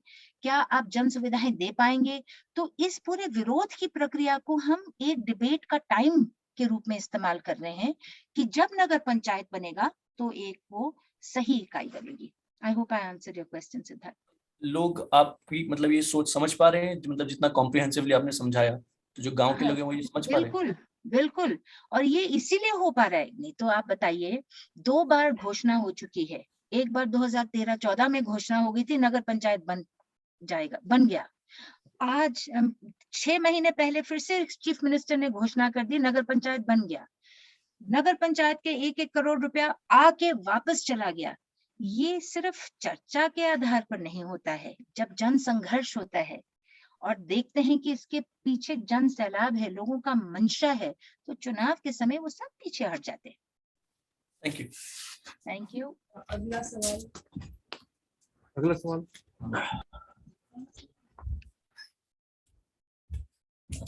लिका जी नमस्ते, मेरा नाम विवेक है। हेलो विवेक। आपको विकल्प संगम के कई सारे जो उसमें मैं भी ज्वाइन करता रहता हूँ, तो उसमें देखा है कई बार। तो मेरा सवाल ये था कि आपने एक पॉइंट बोला, बड़े ही लाइक इट्स वेरी आजकल बहुत इम्पोर्टेंट हो गया है, जैसा कि हर चीज का वैल्यू कमोडिफिकेशन, पैसों के बल में हर चीज, जिस इकॉनमी में हम रह रहे हैं उसमें यही होता है। दिस इज डायरेक्शन वही है हर चीज को आगे भी। ये तो एक तो ये है कि इसको कैसे नलिफाई किया जाए। हर जगह ये नहीं होना चाहिए, हर चीज का आधार पैसा नहीं होना चाहिए। जो पावर है उसका डिस्ट्रीब्यूशन भी पैसे के बेसिस में हो रहा है, और इवन पॉलिटिक्स भी पॉलिटिक्स पैसे से नहीं चलनी चाहिए। पॉलिटिक्स के उसूल अलग होते हैं, उसके अलग होते हैं, सोशल के अलग होते हैं, बट पैसा हर चीज का एक आधार बनता जा रहा है। उसके पैसा एक बड़ी पावर बनती जा रही है जो हर चीज को कंट्रोल कर रही है। तो शायद रूरल एरियाज में हम ज्यादा सोशल कैपिटल ज्यादा रहता है, तो शायद वहां पर हम कर सकते हैं अभी। तो आपको क्या लगता है कि जैसे शायद कोई रूरल एरिया बड़ा हो गया, वहां पर इस डायनेमिक्स को कैसे कंट्रोल किया जा सकता है? शायद अभी कर सकें, बट वो जब वो बड़ा हो जाएगा तब कैसे हम लाइक 10 साल बाद हम कैसे, अभी हम क्या करें कि वो 10 साल बाद हमें वो काम आए? थैंक यू विवेक। मुझे लगता है बहुत महत्वपूर्ण बात है हम सब के लिए। एक तो मैं तुम नौजवानों को ये कहूंगी, अभी आप लोग यहाँ मिल रहे हो, बातचीत कर रहे हो, अपना दायरा, अपने दिमाग का सोच बढ़ा रहे हो, है ना? और उम्मीद है कि सोच जैसे बढ़ेगी तो आप संघर्ष भी करेंगे। जैसे आपने कहा, हर चीज का कमोडिफिकेशन, हर चीज को बेचने खरीदने के कल्चर में हम न खिंचें, है ना? प्रयास करेंगे। मुझे लगता है उसके लिए एक बहुत जो जरूरी चीज है हम जैसे लोगों के लिए, आप जैसे लोगों के लिए, संघर्ष के साथ सेलिब्रेट भी करना बहुत जरूरी है। अगर हम सिर्फ संघर्ष की ही बात करें तो हम एक तरह से हमारा समाज का रिजुविनेशन, या जिसको रेनेसांस कहते हैं, कि एक बदलाव आए, हवा में बदलाव आए। गांव में रहना सिर्फ लोग अपनी आजीविका के लिए न रहें, गांव का समाज समृद्ध रहे अपने कल्चर में, अपने सेलिब्रेशंस में, अपने अस्तित्व में। फिर थोड़ा थोड़ा फोकस आपका पैसों से हटकर आपकी जीवन शैली पर आएगा। तो हम लोगों ने अपने छोटे से स्तर पर हम बहुत सारे उत्सव करते हैं, बहुत सारे क्रिएटिव काम में जुड़ते हैं, मीडिया, सोशल मीडिया का भी अब इस्तेमाल कर रहे हैं। क्या इससे कमोडिफिकेशन और पूंजीवाद रुक जाएगा? शायद नहीं। पर क्या इससे लड़ने वालों का दम बनता जाएगा कि हाँ, जो हमारी मौजूदा जीवन शैली है उसको हम बनाए रखें, क्योंकि हमें इसमें मजा आता है, ये जीवन हमें एक भरपूरता देता है, मुझे लगता है उसमें चांसेस बढ़ जाते हैं। एंड मैं आपको एक उदाहरण देना चाहूंगी, आप किसी वेस्टर्न कंट्री के गांव घरों में जाएं या आप केरल चले जाएं, आप गांव में भी रहेंगे तो आपके पास सुविधाएं वही होंगी जो आपको शहर में मिलती हैं, जो जन सुविधाएं जिसको कहते हैं, सिविक अमेनिटीज जो कहते हैं, शिक्षा के मौके, स्वास्थ्य सेवाओं के मौके, जहां वो सब अगर गांव में ही मिलने लग जाएं तो फिर कौन पलायन करेगा? पलायन करने का चांसेस कम होंगे। वेस्टर्न कंट्रीज के अगर कुछ गांव में देखो तो वो कल्चरली बहुत समृद्ध हैं, वो अपने कल्चर को बनाए रखे हुए हैं, जिससे लोग वहां फिर टिके रहते हैं। मेरे को एहसास हो रहा है कि मैं आपको बहुत इनकम्प्लीट आंसर दे रही हूँ, पर कमोडिफिकेशन से लड़ना तो पूंजीवाद से लड़ने वाली बात हुई। उसको लड़ने के लिए छोटे छोटे स्ट्रैटेजीज और छोटे छोटे टैक्टिक्स हम बना सकते हैं। और मेरे जैसे इंसान का मैं उदाहरण अगर लूं तो मुझे लड़ने में इसलिए साहस मिलता है और ऊर्जा मिलती है क्योंकि मुझे ये ग्रामीण जिंदगी होल्ड कर रही है, वो मुझे ये जो लैंडस्केप है ये मुझे भरपूरता का एहसास दिलाता है। सो वो निर्माण का काम, वो क्रिएटिव वर्क करते रहना ठहरा, शायद that is one way we can stem it. बहुत सवाल, ठीक है, बहुत सवाल आ रहे हैं मलिका, सब पूछ रहे हैं आज। नहीं, आप पूछिए, मैं जवाब छोटे दूंगी ताकि आप सवाल थोड़े सुन पाए। मैम, आपका स्टोरी और आपका काम बहुत एस्पायरिंग था, यूनिक था और इंस्पिरेशनल था मेरे लिए। और जैसा आपके सारे काम में इक्विटी और इन्वायरमेंटल जस्टिस और giving back to the society का कॉन्सेप्ट मुझे समझ में आया, जिसको देख के मैं ये जानना चाहती थी कि जो आपके होम स्टेज हैं, मेरी जानकारी के लिए, जब एक घर में कोई गेस्ट्स आके रहते हैं और उनको 1000 रुपए या 2000 रुपए जो भी हाउस होल्ड इनकम जनरेट हो रहा है, उसका फैमिली लेवल पे डिस्ट्रीब्यूशन कैसे हो रहा है कि उसमें मेल्स और फीमेल्स कैसा इनकम वो कैसे डिस्ट्रीब्यूट हो रहा है, क्योंकि काफी चीजें हैं इसके रिगार्डिंग भी। और आपके काम के को देख के या फिर अपने पेरेंट्स के चीजें देख के या उनकी इवॉल्यूशन देखने के बाद में जो यूथ है वहाँ के, उनका जो रूरल टू अर्बन माइग्रेशन है वो किस हद तक चेंज हो रहा है और उनकी जो एक मेंटालिटी जो होता है वो कैसे कैसे बदल रही है? तो पहला सवाल, हम लोग 1800 रुपए प्रति व्यक्ति प्रति रात लेते हैं, सस्ता नहीं है, पर इसमें रहना और खाना इंक्लूडेड है। कुछ घरों में हम 2000 रुपए प्रति व्यक्ति प्रति रात लेते हैं। इनकम अगर आप देखें तो हमारी इनकम 50,000 से करीब 3 लाख का एक परिवार का इनकम आता है, पर बहुत सारे परिवार हैं तो वो स्प्रेड आउट हो जाता है, कुछ परिवारों तक नहीं। पैसा जाता है महिला के हाथ में, महिला उस पैसे को अपने परिवार में डालती है या कैसे डालती है। अब हमारे बीच किस तरह की चर्चाएं हो रही हैं, क्योंकि कई बार महिलाएं अब कहने लग गई हैं, भाई हम तो थक गए हैं, तुम कमा के लाओ, हम घर बैठ के खाते हैं। फिर हम उनको कहते हैं प्लीज हम धौंस ना जमाएं, जिस तरह से पैसे का पावर का पुरुष लोग धौंस जमाते हैं, कहीं वो हम भी उसी प्रणाली में ना आ जाएं। पर मोटे रूप से हमने ये देखा है कि जब पैसा महिला घर में लाती है तो परिवार के लिए जाता है, और परिवार की सभी शिक्षा, स्वास्थ्य, बहुत सारे हमारे घर परिवार के बच्चों ने पढ़ाई उसी पैसे से की है, कॉलेजेस उसी पैसे से गए हैं। दूसरा सवाल, हम लोग नौजवानों के साथ बिल्कुल मिलकर काम करते हैं, सिद्धांतों की बात करते हैं, एक क्रिएटिव रचनात्मक माहौल बनाने की बात करते हैं। हमें लगता है कि समाज की जिम्मेवारी है कि हमारे बच्चे हमारे गांव घर छोड़ के न जाएं, डिस्ट्रेस में न जाएं, उदास होकर न जाएं, पर दुनिया उनकी है, जहां जाना चाहे वो जाएं। माइग्रेशन इंसानी फितरत है, तो माइग्रेशन से हमें दिक्कत नहीं है, हमें डिस्ट्रेस माइग्रेशन से दिक्कत है। क्या लोग यहाँ से छोड़कर जा रहे हैं? जी हाँ। क्या बच्चे यहाँ रुकना चाह रहे हैं? आपके सवालों का, जो मैंने आपसे सवाल किए, आप उनको एक बार आप पढ़ लो। अगर आप गांव में रहते तो आप क्या चाहते? क्या समाज आपको उस तरह का जगह दे रहा है जहां आपकी महत्वाकांक्षाएं को वो होल्ड कर सके? सच्चाई ये है कि इक्के दुक्के उदाहरण से हो नहीं पाता है। जब तक पूरी अर्थव्यवस्था नहीं बदलेगी, जब तक पूरी पॉलिटिकल सिस्टम नहीं बदलेगा, हमारे जैसे लोग केवल एक होप की किरण बन सकते हैं कि शायद ऐसे ट्राई करें, वैसे ट्राई करें। तो ये तो एक राजनीतिक ट्रांसफॉर्मेशन, आर्थिक ट्रांसफॉर्मेशन का ही फल होगा। सो आप में से जिन्होंने अर्बन लोगों ने कहा कि आपके लिए कितना काफी है, मैं तो अभी भी इस सवाल से स्ट्रगल करती रहती हूँ। मैं सोचती हूँ इतना काफी है, पर फिर मैं थोड़ा सा और कमाने की कोशिश करती हूँ। एक घर काफी है, पर 2 कमरे और जोड़ने की कोशिश करती हूँ। तो वो महत्वाकांक्षाएं जो हैं, जब तक उसको हम समझे ना, उसको कैसे हैंडल करें, खासकर यंग लोगों के लिए, वो माइग्रेट कर रहे हैं। और कहीं कहीं जहां उनको लग रहा है कि उनकी एस्पिरेशंस गांव नहीं संभाल पाएगा, जो नहीं कर पा रहा है, वो चले जा रहे हैं, और वो भी एक पूंजीवादी सोच में ग्रस्त हो जा रहे हैं।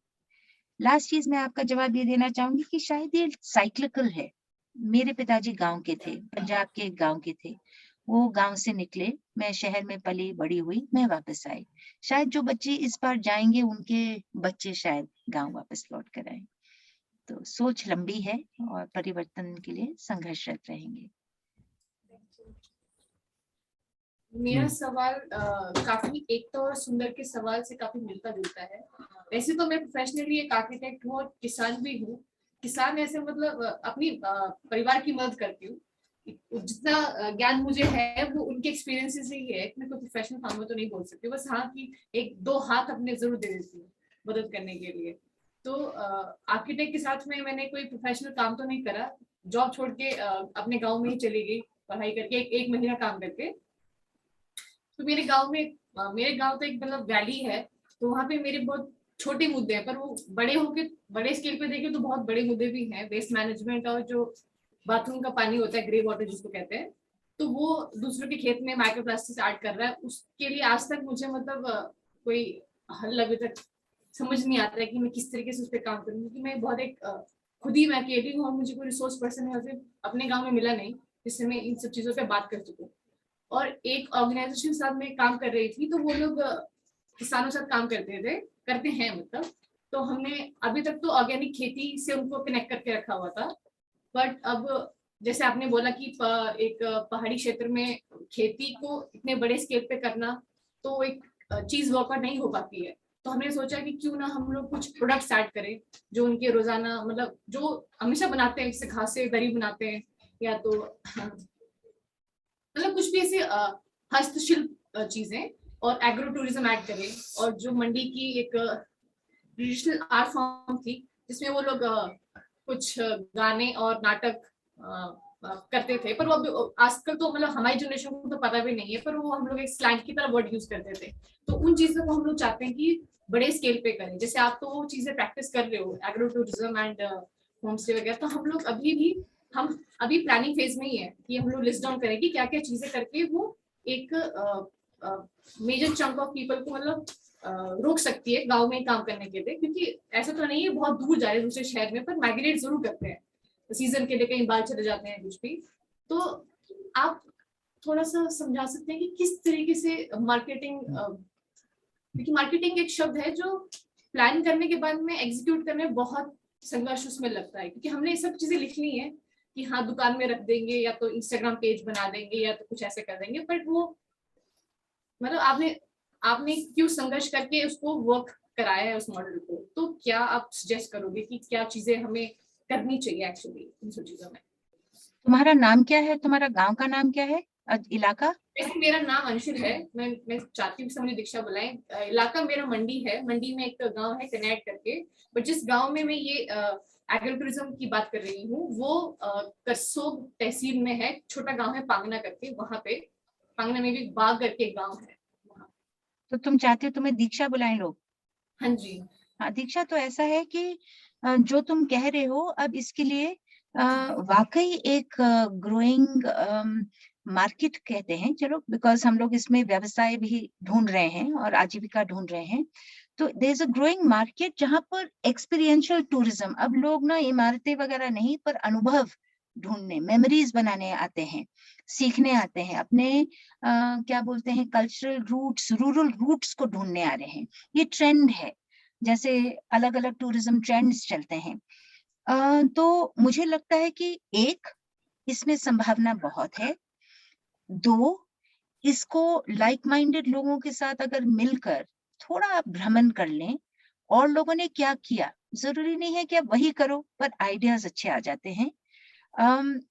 डिमांड इसका है, हम लोगों को समय लगा। मेन इसमें दिक्कत ये आती है कि आप कितनी जल्दी में हैं। अगर मेरे जैसे आप एक ही इलाके में रह रहे हैं, पूरी जिंदगी यहीं बिताना है, तो जल्दी क्या है, हो जाएगा। और वाकई हो गया। हम तो कई बार आपस में मजाक करते हैं कि हम तो हवा से निचोड़ कर व्यवसाय करते हैं, मौके निकालते हैं। तो आपके यहाँ तो वो धरोहर है ही। रही बात वेस्ट मैनेजमेंट और ये ग्रे वाटर का, अभी हम फिलहाल अपने गांव में टूरिज्म कैरिंग कैपेसिटी का एक स्टडी कर रहे हैं, गांव के स्तर पर कर रहे हैं, गांव के लोगों के साथ कर रहे हैं, और ऐसी स्टडी कर रहे हैं कि और गांव के लोग अपने इलाके में खुद करके अपना अंदाज लगाएं कि हमारे यहाँ कितना पर्यटन संभव है, उसके प्रभाव क्या होंगे, अच्छे प्रभाव आजीविका और दुष्प्रभाव जैसे कूड़ा निस्तारण का, प्लास्टिक्स, उसका क्या होगा प्रभाव हमारी सेहत, हमारे पर्यावरण पर। सो अगर आप हमसे संपर्क करें तो हम आपको अपने अनुभव से अवगत करा सकते हैं। बट बेस्ट ये है कि आप अपने आस पड़ोस में जो लोग ऐसा काम कर रहे हैं उनको जाके मिल लें। नथिंग लाइक ट्रैवल, ट्रैवल आपका दिमाग खोलता है, आपका दायरे खोलते हैं, आप खुद चेक करके अंदाज लगा सकते हैं कितने पानी में कौन है, कह क्या रहे हैं, कर क्या रहे हैं, काइंड ऑफ थिंग। तो आप वेलकम है हमारे यहाँ आने के लिए। बल्कि आप सबको मैं कहूंगी, मैं मानती हूँ कि आपकी उम्र में और कई जगह, बहुत जगह पहुंच पाना कई बार मुश्किल होता है, पर अगर आप एक ध्येय से अगर आते हैं तो हम लोग आपको पर्यटक की तरह नहीं, मित्र की तरह हम लोग अपने कम्युनिटी में संभालेंगे और आप सीख के जा सकते हैं। So that invitation is open to you also, Deeksha. Thank you.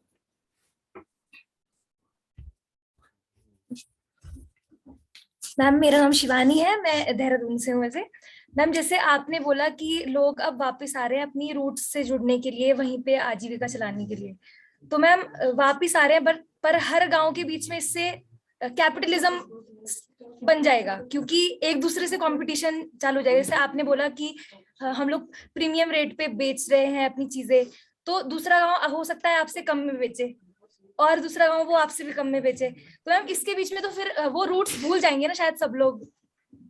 बिल्कुल। क्या नाम बताया? मैम शिवानी। शिवानी, बिल्कुल सही कहा। वो कश्मकश हमारे गांव में शुरू हो चुकी है, क्योंकि जैसे जैसे मार्केट खुलता है, मार्केट अपने साथ अपने असूल लेकर आता है। आप कितने भी नेक दिल के हो, आप इक्विटी की बात करो, बराबरी की बात करो, पर मार्केट तो आपको तोड़ेगी ही तोड़ेगी। तो वो हो रहा है। पर एक अगर आप पूंजीवाद की बात कर रहे हो, इसीलिए मैं बार बार कह रही हूँ, हमें राजनीतिक समझ बनाए बिना हम लोग व्यक्तिगत लड़ाइयां ही लड़ते रहेंगे। व्यक्तिगत अब हमारे गांव में ही टूटन आ जाएगी, गांव वाले एक दूसरे के प्रतिद्वंदी बन जाएंगे, वो हम चाहते नहीं है। पर ये इसीलिए हमें फिर एक दर्शन की बात करनी होगी, है ना। पूंजीवाद हमें व्यक्तिगत रूप से बहुत बढ़िया रिवॉर्ड करता है। अमेरिकन ड्रीम क्या है?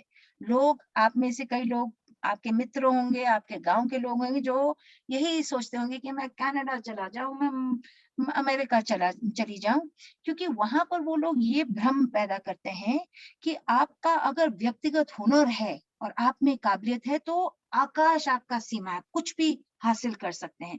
वो एक झूठ है। झूठ इसलिए है क्योंकि आप किसी के पीठ पर या किसी का श्रम का फायदा उठाकर आप वहां पहुंचेंगे। हमारे गांव में भी वही संघर्ष है। तो अब हम यहाँ पर साम्यवाद की बात करें, पूंजीवाद की बात करें, तो लोग बोलेंगे अरे आप तो ये हैं, वो हैं, लेफ्टी हैं, कम्युनिस्ट है वगैरह।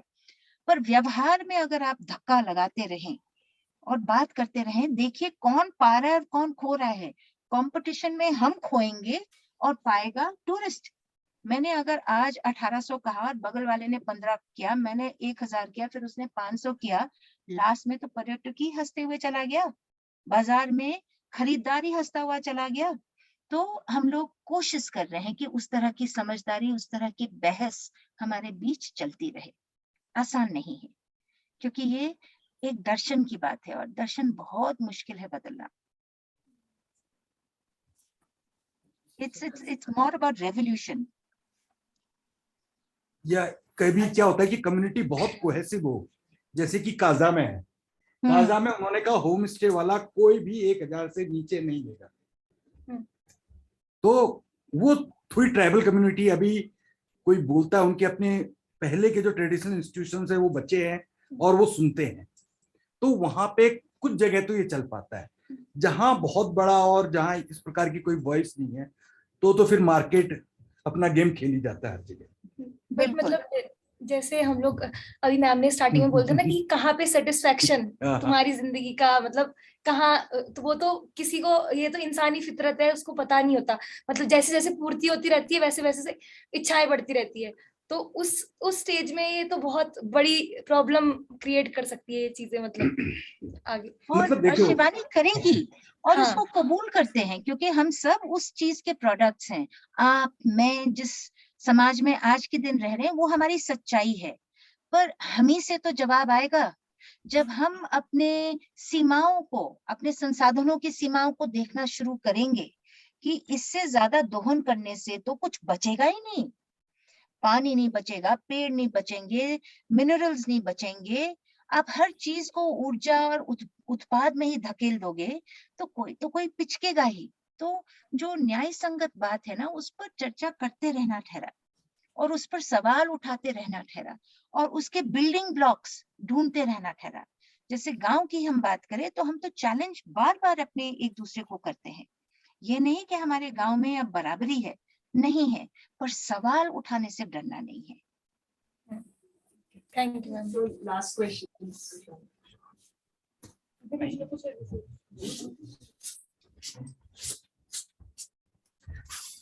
मैम, मैं सुशांत हूँ। मेरा एक ही सवाल था कि जैसे आप कम्युनिटी टूरिज्म करा रहे हैं तो उसको स्टैंडर्डाइज करने में आप क्या कर रहे हैं? मतलब जैसे, क्योंकि वो सर्विस है तो कहीं ना कहीं कुछ कम्युनिटी के साथ मतलब उसको थोड़ा तो स्टैंडर्डाइज करना पड़ेगा, नहीं तो वो बहुत डिफिकल्ट हो जाता है मतलब उसमें। तो उसके लिए आपने क्या चीजें की और मार्केट में आपने कैसे मतलब कनेक्ट किया? मतलब आप क्या मीडियम यूज कर रहे हैं और उसको रेगुलेट, मतलब जैसे अगर एक विलेज में हमने कर लिया, पर क्या मॉडल है? मतलब आप लीगली कोई ऑर्गेनाइजेशन स्ट्रक्चर क्या है? मतलब उसको अगर हमें रेप्लिकेट करना है या इसी मॉडल पे और काम करना हो तो थोड़ा सा उसमें आप बताएंगे कि आपने कैसे किया ये सब? श्योर। स्टैंडर्डाइजेशन की जहां तक बात है ना, हमारे गांव में अगर आप, हमारा जो पहाड़ी गांव है बड़ा सामान्य सा गांव है। बहुत सारे जो हमारे पुश्तैनी मकान थे उसको बदल के उन लोगों ने लेंटर का मकान बना दिया। पहाड़ों में ये फैशन है ना, अगर लेंटर का मकान बना दिया तो लोगों को लगता है तरक्की हो गई है। वो पाथर और वो ना पुराना जमाना टाइप, तो वो बदलाव होने लग गया है और हम उसको सहज रूप से स्वीकारते हैं। क्योंकि आप देखिए, आप में से कई लोगों ने पैंट्स पहनी होंगी, जरूरी नहीं है कि पजामा पहने, जरूरी नहीं कि हम सलवार कमीज पहने, हम जो चाहे हम पहने। तो गांव घर के एस्पिरेशंस को हम स्वीकार करते हैं। 1 कमरा, 2 कमरा, मैक्सिमम 3 कमरे। हिमाचल में तो 6 कमरे का है। हम कहते हैं 6 कमरा होम स्टे हो ही नहीं सकता है, क्योंकि 6 कमरे में आप 12 लोगों के लिए खाना बनाओगे। वो घर कहाँ, आप तो किसी को नौकर में के रूप में लगाओगे, तभी आप 12 लोगों को सर्व कर पाएंगे। तो वो तो लॉज बन गया। स्टैंडर्डाइजेशन का पहला स्टेप ये है कि हमने 2 से 3 कमरे से ज्यादा नहीं बढ़ाया। आपका घर जैसा भी हो, एक अटैच टॉयलेट होना चाहिए। हमने ये नहीं कहा कि वेस्टर्न पॉट लगाओ, हमने इंडियन पॉट तो ज्यादा अच्छा होता है हगने के लिए, पर लोगों को लगा नहीं, फॉरेनर्स आते हैं, बुढ़े लोग भी आते हैं, तो चलो उन्होंने वेस्टर्न पॉट लगा दिया।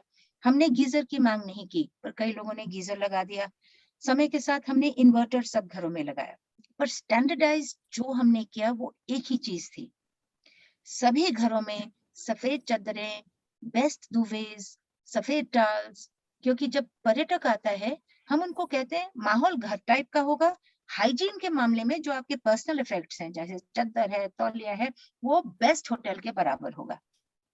ये करने से क्या हो गया कि आपका घर का बनावट जैसा भी है, पर जब एक पर्यटक आपके घर में आता है तो उसको ये पता एकदम से बिस्तर देख के आश्वस्त हो जाते हैं। दूसरा हमने जो स्टैंडर्डाइज किया कि हम लोग दिन सुबह से लेके शाम तक आपका मेहमान नवाजी नहीं करेंगे। सुबह ब्रेकफास्ट देंगे, रात को डिनर देंगे, लंच हम पैक करके देंगे क्योंकि हम कामकाजी महिलाएं हैं। हम अपने खेतों में जाएंगे, हम उनका काम करेंगे। हम एक होटल नहीं है कि आप पकौड़े बनाओ, भाई चाय लाओ, कॉफी लाओ, उस तरह का माहौल नहीं बनाया। उसको एक्चुअली लोग उसको अप्रिशिएट करते हैं क्योंकि उनको अच्छा लगता है कि चलो हम गांव घर आए हैं, गांव की जीवन शैली को देख रहे हैं। और क्या पूछा था आपने? इंस्टीट्यूशनल फॉर्म, लीगली कैसे उसको? लीगली जब हमने इसको शुरू किया था तो हमने इसको वन पंचायत के जरिए 2010 तक, जब तक मैं सरपंच थी, हमने चलाया। चुनाव हुए, फिर कई चीजें हुई, तो हमने फिर इसको बाहर निकालकर समिति बनाई। समिति बनाने के बाद हमने कई मॉडल्स को देखा। क्या हम कोऑपरेटिव मॉडल बनाए, क्या उसको हम एक लिमिटेड लायबिलिटी पार्टनरशिप बनाए, LLP बनाए। लास्ट में हमने इसका जो मॉडल अभी बनाया है, और ये हम मानते हैं इन अंतरिम का है, ये एक पार्टनरशिप फर्म है। और पार्टनर्स बनने के लिए लोगों को बिजनेस को संभालने के लिए अपनी क्षमताओं को बढ़ाना पड़ेगा, उसकी मार्केटिंग के लिए, उसके संजोने के लिए अपनी क्षमताएं बढ़ाएं और वो पार्टनर बने। सो फिलहाल ये पार्टनरशिप फर्म है। मार्केटिंग कैसे करते हैं हम? कोई भी ये एग्रीगेटर और ये प्लेटफॉर्म इकोनॉमी वाले जो है ना, जैसे ये booking.com वगैरह, इसमें हम मेक माई ट्रिप, इसमें बहुत सारे लोगों ने, एयरबीएनबी, सब ने हमें अप्रोच किया। अगर हम भीड़ का एक हिस्सा बन जाएं तो हम भीड़ ही रहेंगे, तो हमने उसमें नहीं प्रवेश किया। हमारी मार्केटिंग स्लो है। हमारे बेस्ट मार्केटिंग एजेंट्स हमारे गेस्ट्स हैं, वही हमारे एम्बेसडर्स हैं।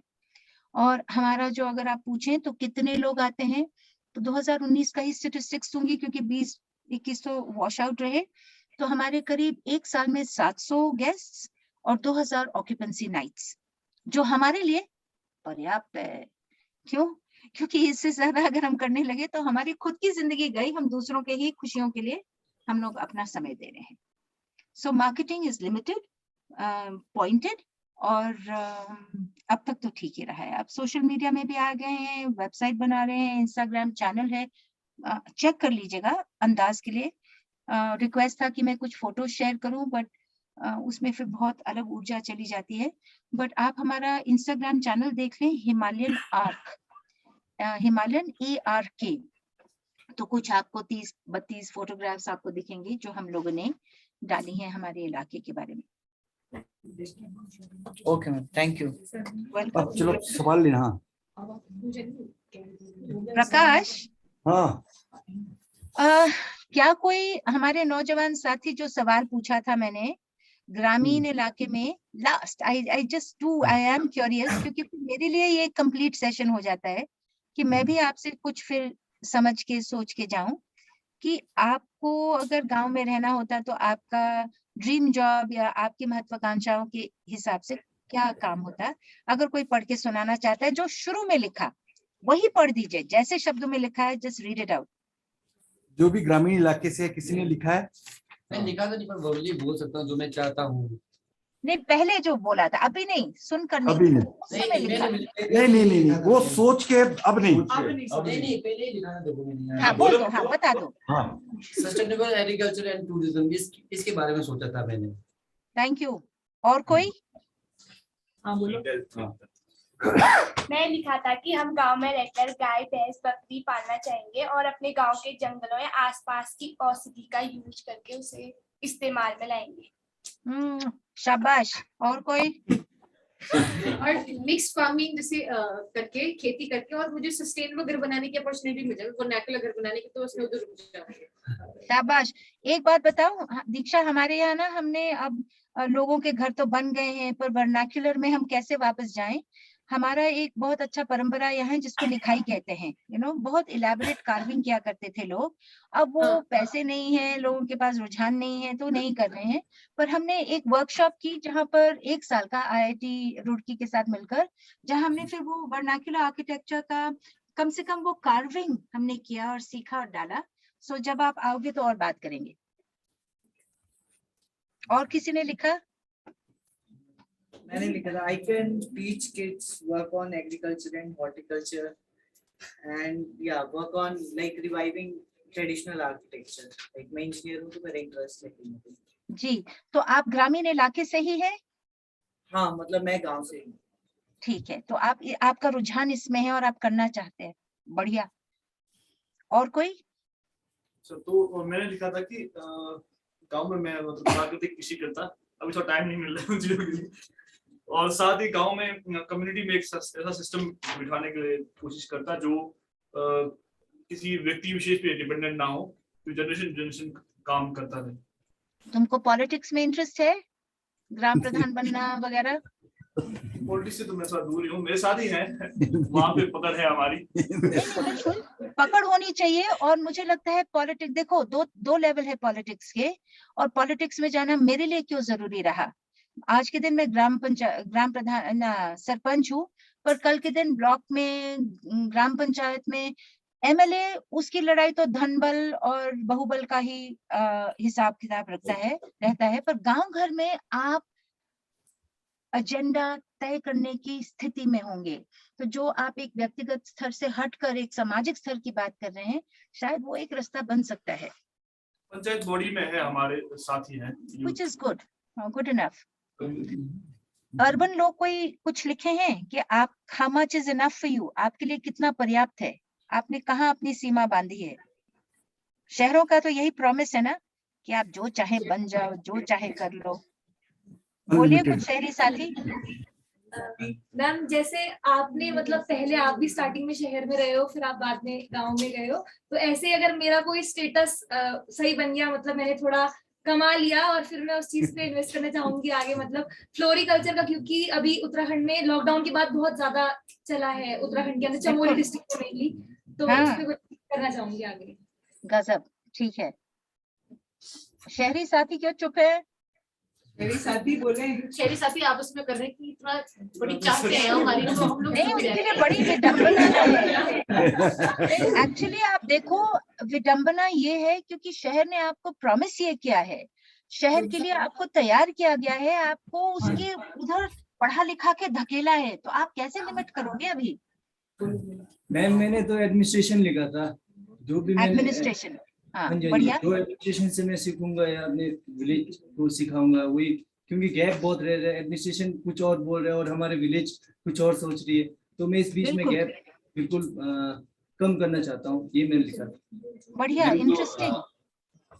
मैं शहर में रहता हूँ एज ए स्टूडेंट, तो मेरी जब हम लोग काम करते हैं तो हमारा काम ये है कि हम पहाड़ी इलाकों में जो स्वास्थ्य सुविधाएं हैं, जो राजनीति है, उस पर थोड़ा काम करें, जो पढ़ने लिखने की संस्कृति है।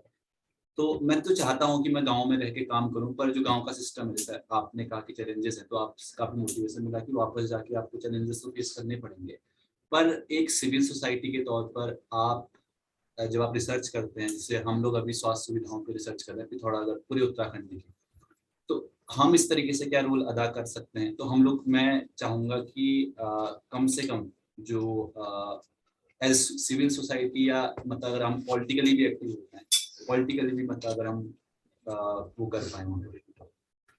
बिल्कुल सही, मतलब वही ना कि हम कहें कि गांव में रहकर ही आप बदलाव ला सकते हो। मैं तो ये कह रही हूँ गांव में रहकर उसको एक पॉजिटिव चीज तो बनाएं। शहर की ओर ज्यादा जाने का एक दबाव है, शहर में रहकर भी बहुत संघर्ष करने की जरूरत है। मुझे वही मैं समझना चाह रही थी, और मुझे लगता है जैसे आप लोग कर रहे हो वो बहुत महत्वपूर्ण है, क्योंकि जहां आप रहते हो आप ही उसको बदल सकते हो, कोई बाहर से आके क्या बदलेगा। Thank you all of you, बहुत धन्यवाद। मलिका जी, आपका बहुत बहुत धन्यवाद। Thank you.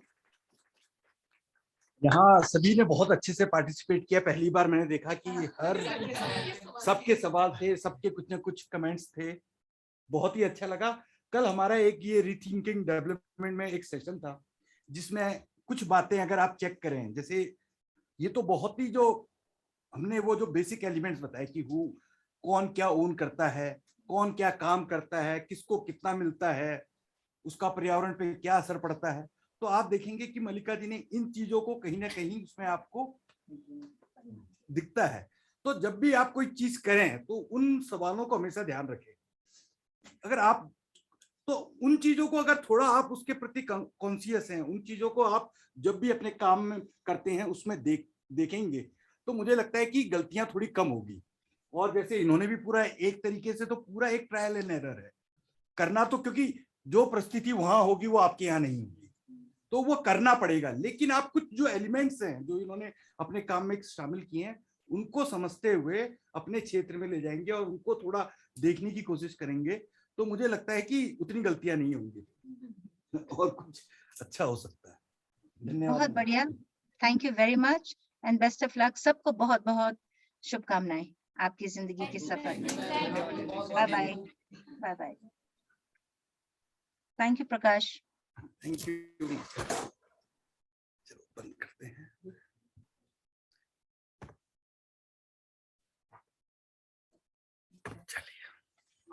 तो अब नीचे जाएंगे वैसे, पर उससे पहले अगला जो सेशन होने वाला है उसकी ग्रुप एक्टिविटी है, तो उसके लिए ग्रुप्स बनाएंगे और कुछ कुछ चीजें देंगे। तो पहले मैं ग्रुप बना रही हूँ और फिर उसके बाद में आगे के